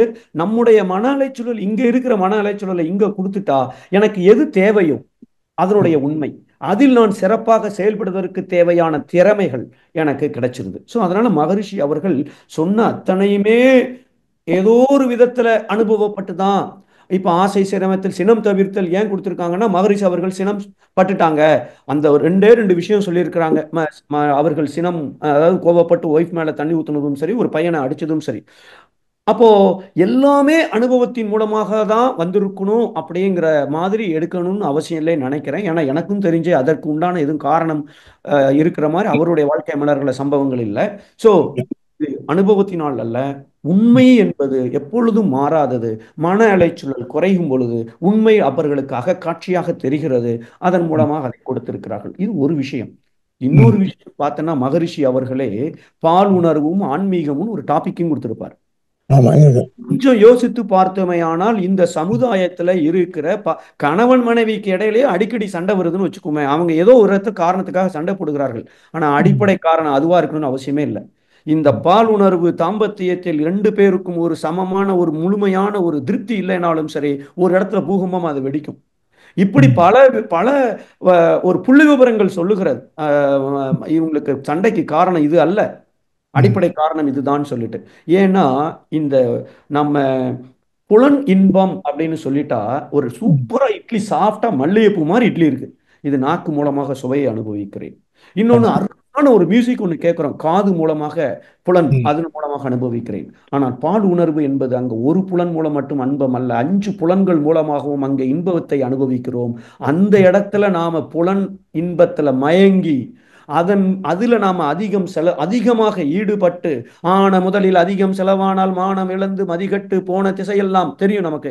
அந்த ஜீவ குழம்பு எவ்வளவு முக்கியமானது வாழ்க்கைக்கு, 7 தலைமுறைக்கு அது கெடுதலை செய்யக்கூடிய சக்தி வாய்ந்தது. அப்படிங்கும் போது கண்டிப்பாக அந்த பால் உணர்வில நாம தவறு செய்துவிடக் கூடாது என்ற ஒரு நல்ல கருணை உள்ளத்தோடு நல்ல நோக்கத்தோடு நாம எங்கெல்லாம் ஃபெயில் ஆக சான்ஸ் இருக்கோ அங்கெல்லாம் ஓட்டையை வச்சு அதற்கு ஒரு பயிற்சியையும் விளக்கத்தையும் மகரிஷி அவர்கள் கொடுத்திருக்கிறார்கள். இது இரண்டாவது காரணம்னு நான் நினைக்கிறேன் ஐயா.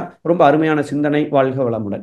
நல்ல அருமையா விளக்கம் கொடுத்தீங்க. கொஞ்சம் டைம் ஆயிடுச்சு, இருந்தாலும் விளக்கம் கொடுத்தீங்க. நன்றியா. வாழ்க வளமுடன். வாழ்க வளமுடன் ஐயா. சூப்பர் ஐயா. வாழ்க. நன்றிகள் ஐயா. வாழ்க வளமுடன். அடுத்த அன்பராக மாரிமுத்து ஐயா அவர்களை அன்போடு அழைக்கின்றோம். மாரிமுத்து ஐயா அன்மியூட் கொடுத்துருக்கோங்க ஐயா. நீங்க அன்மியூட் பண்ணிட்டு ஐயா கிட்ட பேசலாங்க ஐயா. அடுத்த அன்பராக சக்தி ஐயா அவர்களை அன்போடு அழைக்கின்றோம். வாழ்க வளமுடன். சக்தி ஐயா வாழ்க வளமுடன் ஐயா. வாழ்க வளமுடன் ஐயா. வாழ்க வளமுடன் தான் ஐயா. ரொம்ப அருமையா இருந்துச்சுங்க எப்பவும் போல உங்களோட உரை. ஐயா ஒரு சந்தேகம் ஐயா, தவம் செஞ்சதுக்கு அப்புறம் நமக்கு மன வலிமை அதிகமாகிறது நமக்கு ஆட்டோமேட்டிக்கா வந்துரும். ஆனா இனிஷியல் ஸ்டேஜ்ல பாத்தீங்கன்னா அந்த தவம் எக்ஸசைஸ்க்குள்ள போறதுக்கு அந்த கன்சிஸ்டன்சி கொண்டு வரக்கே நமக்கு ஒரு மன வலிமை வேணும்னு நீங்க சொன்னீங்க. அதை இப்ப நம்ம ஒரு தவ மையத்துக்கே போறோம்னாங்க, தவம் செய்யறதுக்கு ஆர்வம் கட்டுறாங்க, அந்த உரை கேட்கறதுக்கு வராங்க, எக்ஸசைஸ் செய்யும்போது பாதி பேர் காலி ஆயிடுறாங்க. அப்படி ஃபர்ஸ்ட் அப்படியே இனிஷியல் உடற்பயிற்சி வச்சாங்கனாலும் லேட்டா அட்டன் பண்றாங்க. அதனால அந்த மாதிரி ஆர்வம் வர்றதுக்கு மற்ற விஷயங்கள் எல்லாத்துலயும் நம்ம மனசு ஈஸியா ஒரு படம் பாக்குறக்கோ இதுக்கோ நம்ம ஈஸியா போய் அடாப்ட் ஆயிடுறோம். ஆனா இது நல்லதுன்னு நமக்கு தெரியும். இருந்தாலும் நம்மளால ஏன் அந்த இனிஷியல் ஸ்டேஜ்ல அந்த கொண்டு வர நம்ம என்னென்னங்கய்யா பண்ணணும் சொல்லுங்கய்யா.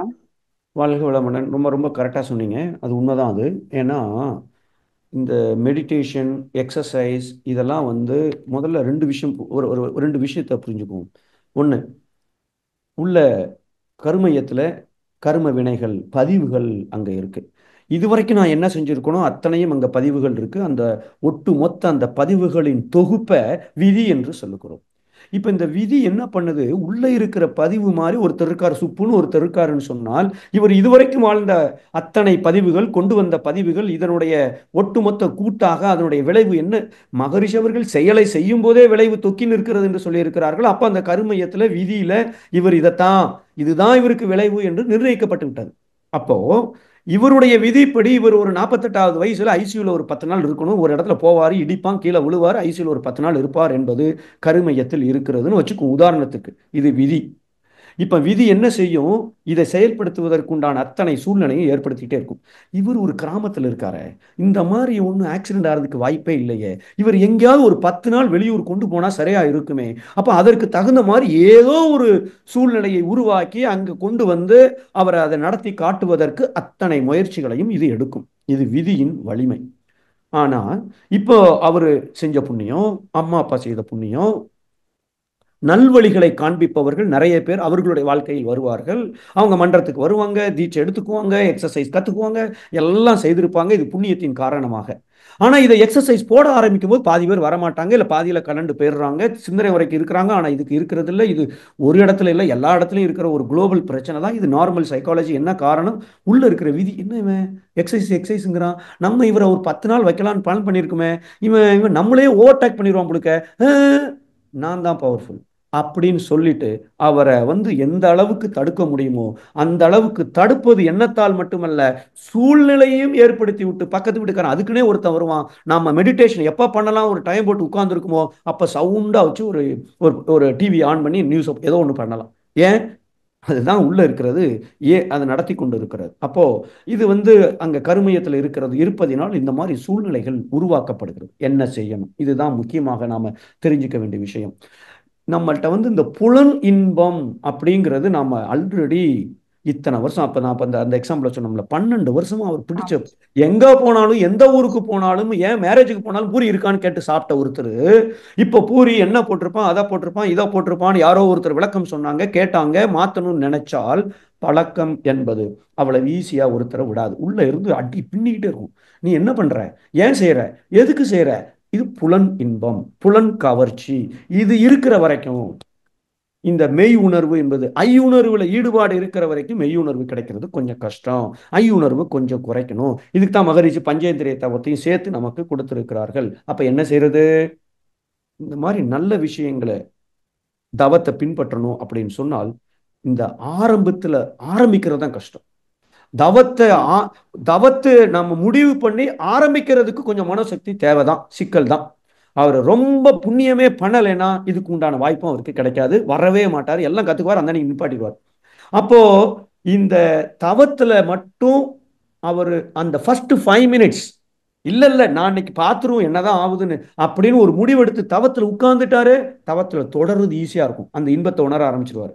அப்போ மனசு கொஞ்சம் கண்ட்ரோலுக்கு வர ஆரம்பிச்சிடும். ஆனா அதுல ஆரம்பத்துல உட்கார்றது கஷ்டம், எக்ஸசைஸை போட ஆரம்பிக்கிறது கஷ்டம். போட ஆரம்பிச்சிட்டாங்க பின்பற்றுறது கொஞ்சம் சுலபமாயிரும். அதனாலதான் நம்ம நிறைய இடங்கள் என்ன சொல்றோம், ஒரு 3 மாசத்துக்கு மட்டும் இந்த காயக்கல்ப பயிற்சியில் அடிக்கடி நாங்க சொல்றது, நீங்க 3 மாசம் இதை பயிற்சி பண்ணுங்க, அதுக்கப்புறம் முடிவு பண்ணுங்க வேணுமா வேண்டாமான்னு. 95% அதை தொடர ஆரம்பிச்சிருவாங்க. ஸோ இதுக்கு என்ன பண்றது, புலன் கவர்ச்சிக்கு பஞ்சேந்திரிய தவம் செய்யணும், தினசரி தவம் செய்யணும். தவம்லாம் கத்துக்கலையா, மௌனம் இருக்கணும். அடுத்தாப்புல நாம உள்ள போடுகிற பதிவுகள் நல்ல பதிவுகளான்னு பார்க்கணும். இந்த வாட்ஸ்அப்பை பார்க்குற வேலையை நிப்பாட்டிட்டு எப்ப எனக்கு தேவையோ என்ன பர்பஸுக்காக நான் போனை யூஸ் பண்ணுவனோ அப்ப மட்டும் யூஸ் பண்ணுவேன்னு சொல்லிட்டு அதை யூஸ் பண்ண ஆரம்பிச்சிட்டோம்னா உள்ள போற டேட்டா குப்பையை குறைச்சிடணும். அப்ப உள்ள இருக்கிற டேட்டாவை மட்டும் வெளியில் எடுத்தா போதும், நல்லது மட்டும் நம்ம செய்ய ஆரம்பிச்சிடலாம். ஸோ இதுக்கு கொஞ்சம் நாம முயற்சி தான் தேவை. இந்த முயற்சிக்கும் கொஞ்சம் நமக்கு மனோ வலிமை தேவை. அதுக்கு நாம இப்ப நான் சொன்னேன்ல இதெல்லாம் கொஞ்சம் செய்யணும். ஆரம்பம் தான் கஷ்டம், ஆரம்பிச்சாச்சா தொடர்ந்து நடந்துரும். அது ஏன்னா அதிலிருந்து கிடைக்கிற பலன்களை அவர்கள் உணர ஆரம்பித்து விடுவார்கள். ஸோ அதை தான் கொஞ்சம் செய்யணும். நன்றி, வாழ்க வளமுடன். ஐயா இன்னொரு கேள்விங்க ஐயா.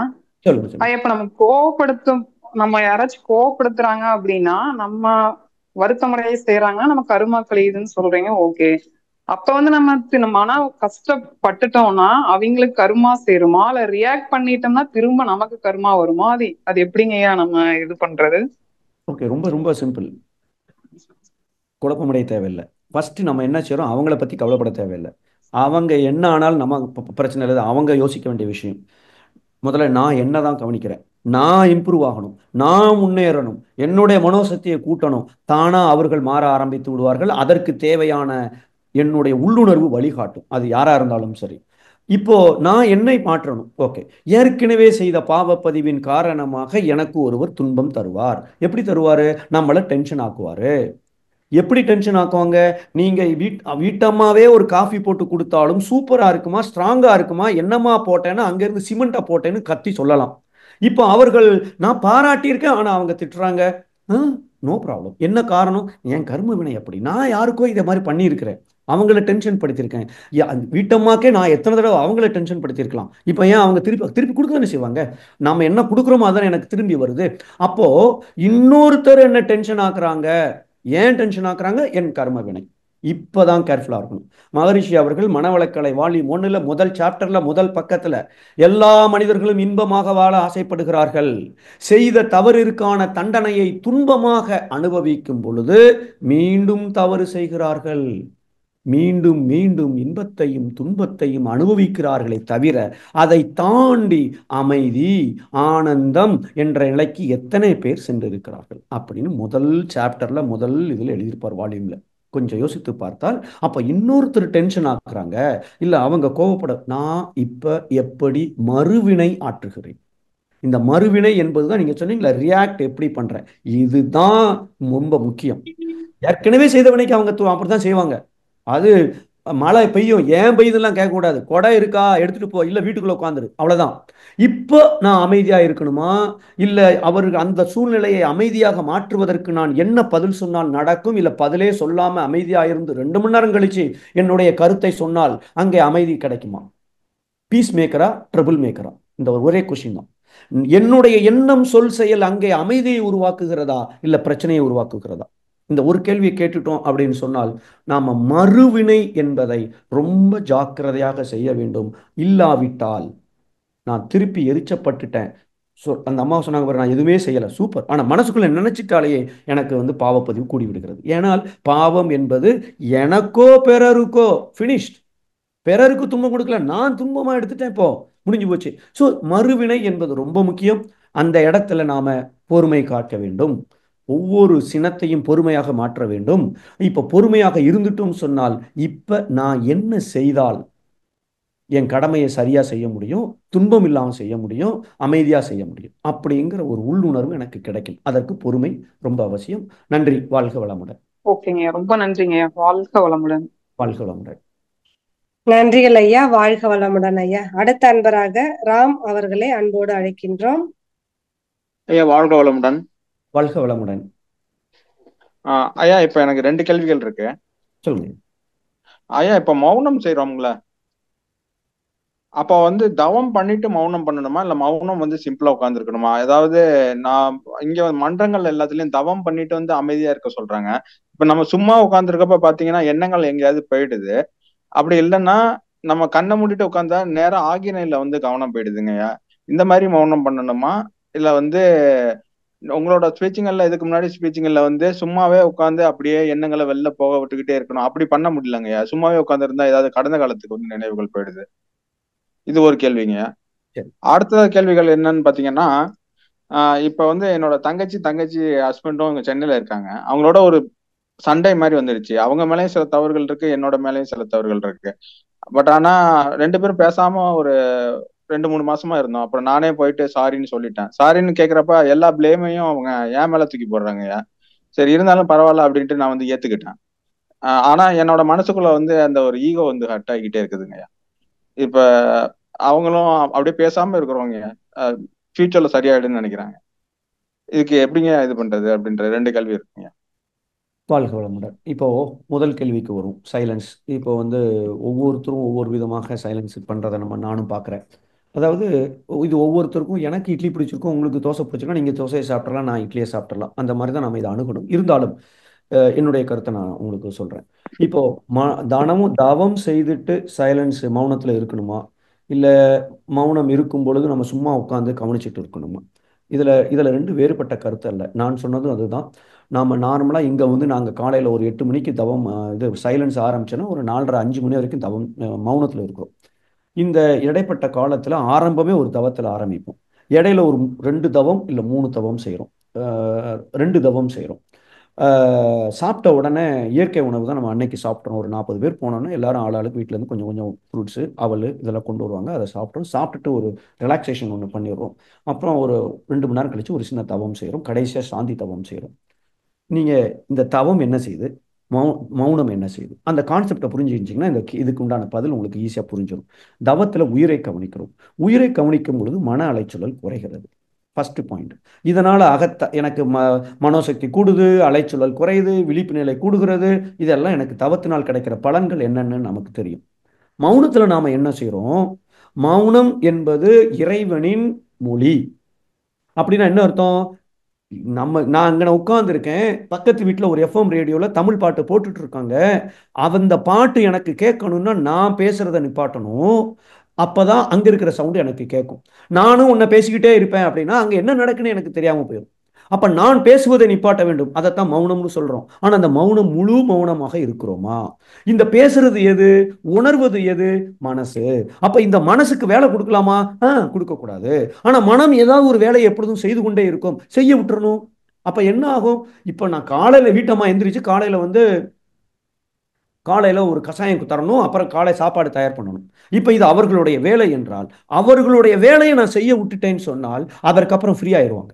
அவங்க வேலையை செய்ய விடாம நீ அதை பண்ணாத, இப்போ இதை செய்ய அதை செய்ய நான் சொன்னேன்னா அவர்கள் என்ன வேலையை செய்ய வேண்டும் என நினைத்திருக்கிறார்களோ அது முடியாமல் இருக்கும்.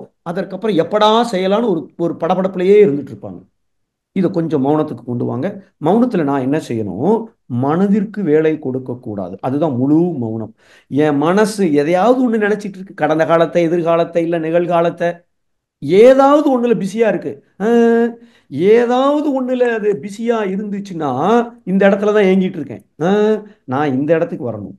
இந்த இடத்துக்கு வரணும்னா இங்க புலன்கள் வழியா இருக்கிற தொடர்பெல்லாம் க்ளோஸ் பண்ணணும். எதையும் நினைக்க கூடாது, எதையும் உணரக்கூடாது. அப்பதான் இங்க வர முடியும். திருப்பி விடணும், திசை திருப்பணும் இல்லையா? அப்போ நம்ம என்ன பண்ண போறோம்?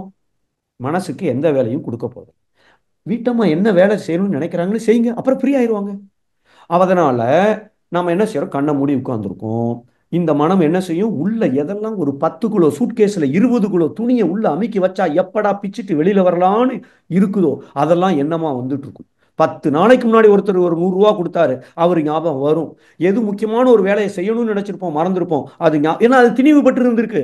இப்ப எப்படா இவரை செய்ய வைக்கலாம்னு துடிச்சிட்டு இருக்காது. நம்ம பாடுக்கு பிஸியா காலையில இருந்து நைட்டு வரைக்கும் படபடப்பா ஓடிக்கிட்டே இருக்கிறதுனால அதற்கு வாய்ப்பே கிடைக்கல. அப்ப நாம மௌனமாக இருக்கும் பொழுது எண்ணங்கள் வரும். கடந்த காலம் வரலாம், எதிர்காலம் வரலாம். நீங்க சொன்ன மாதிரி வந்துட்டு தான் இருக்கும். எவ்வளவு நாளைக்கு வரும்? சூட்கேஸ்ல துணி இருக்கிற வரைக்கும் தானே வரும். அப்புறம் எப்படி வராம இருக்கும்? மனைவி எப்ப ஃப்ரீ ஆவாங்க? அவங்க வேலை செஞ்சு முடிச்சுட்டா ஃப்ரீ ஆயிருவாங்களே. அது வரைக்கும் பொறுமையாக நீங்கள் மனதிற்கு எந்த சிந்தனையும் இல்லாமல், எந்த உணர்வும் இல்லாமல், எந்த வேலையும் கொடுக்காமல் அதன் போக்கிலேயே விட்டு விடுங்கள். அதாவது கண்ணை மூடி உட்கார்ந்துருக்கோம், அது பாட்டுக்கு போன வருஷம் அதை பண்ண விட்டுட்டோமே, அந்த ஆமா 100 ரூபா வாங்கினார தரலையே, ஆமால இந்த செவுத்தை பார்த்தாலே அழுக்கா இருக்க, ஒயிட் வாஷ் அடிச்சா நல்லா இருக்குமோ, என் கண்ணு முன்னாடி இருக்க செவுரு, இப்ப இதெல்லாம் என்ன வருதுன்னா விட்டுருக்கு. அது பாட்டு வந்துகிட்டே இருக்கட்டும். எதையுமே ஆராய்ச்சி பண்ணக்கூடாது, எதையுமே தொடரக்கூடாது. வருதா அப்படியே தூக்கி துறப்போம், அப்படியே துறப்போம், அப்படியே அலட்சியப்படுத்திட்டே இருக்கணும். எவ்வளவு நாள் வருது? வரட்டும், வந்துகிட்டே இருக்கட்டும். தானா சரக்கு இருக்கிற வரைக்கும் என்ன வரும்.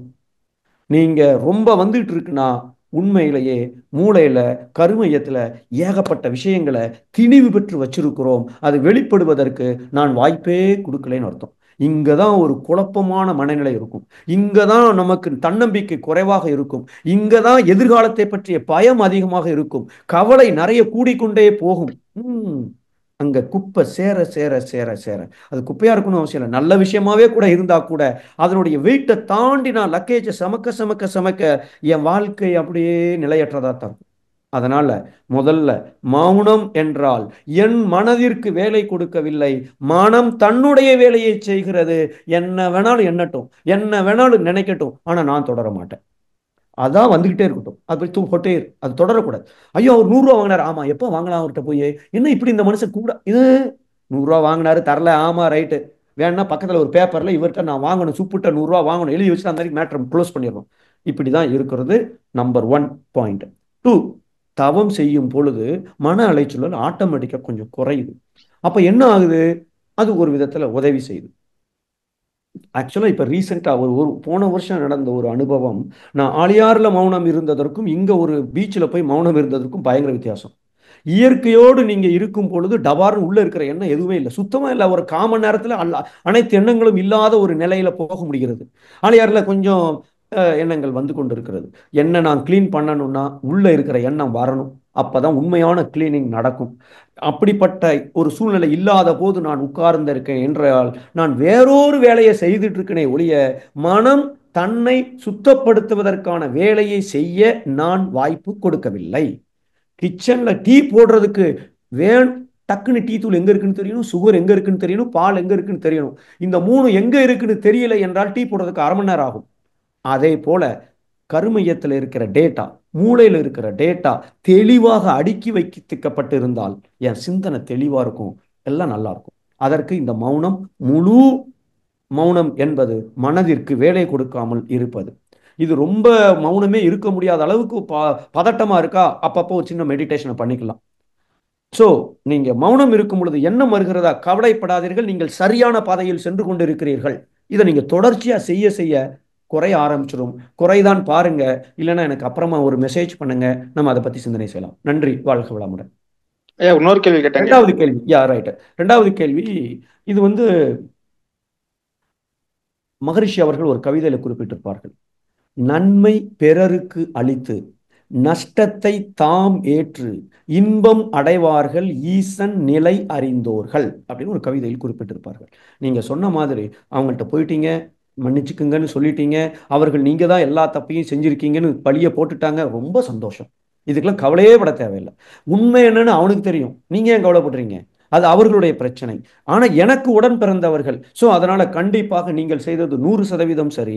இதை இப்பவும் பேசாம இருக்கிறாங்க, அல்லது ஹை ஹைன்னு ஒரு மேம்போட்டாக்காக பேசுகிறார்கள், ஆத்மார்த்தமா பேசல அப்படி என்றால் நீங்க மனசார உங்க தங்கை கணவரை நினைச்சு மெடிடேஷன் முடிஞ்ச உடனே, கண்ணாடி பயிற்சி முடிஞ்ச உடனே அவர்கள் காலை தொட்டு நீங்கள் எதிர்பார்த்தபடி நான் நடக்கவில்லை, என்னை மன்னித்து விடுங்கள், வாழ்க வளமுடன், ஒரு 2 மாசத்துக்கு செய்யுங்க.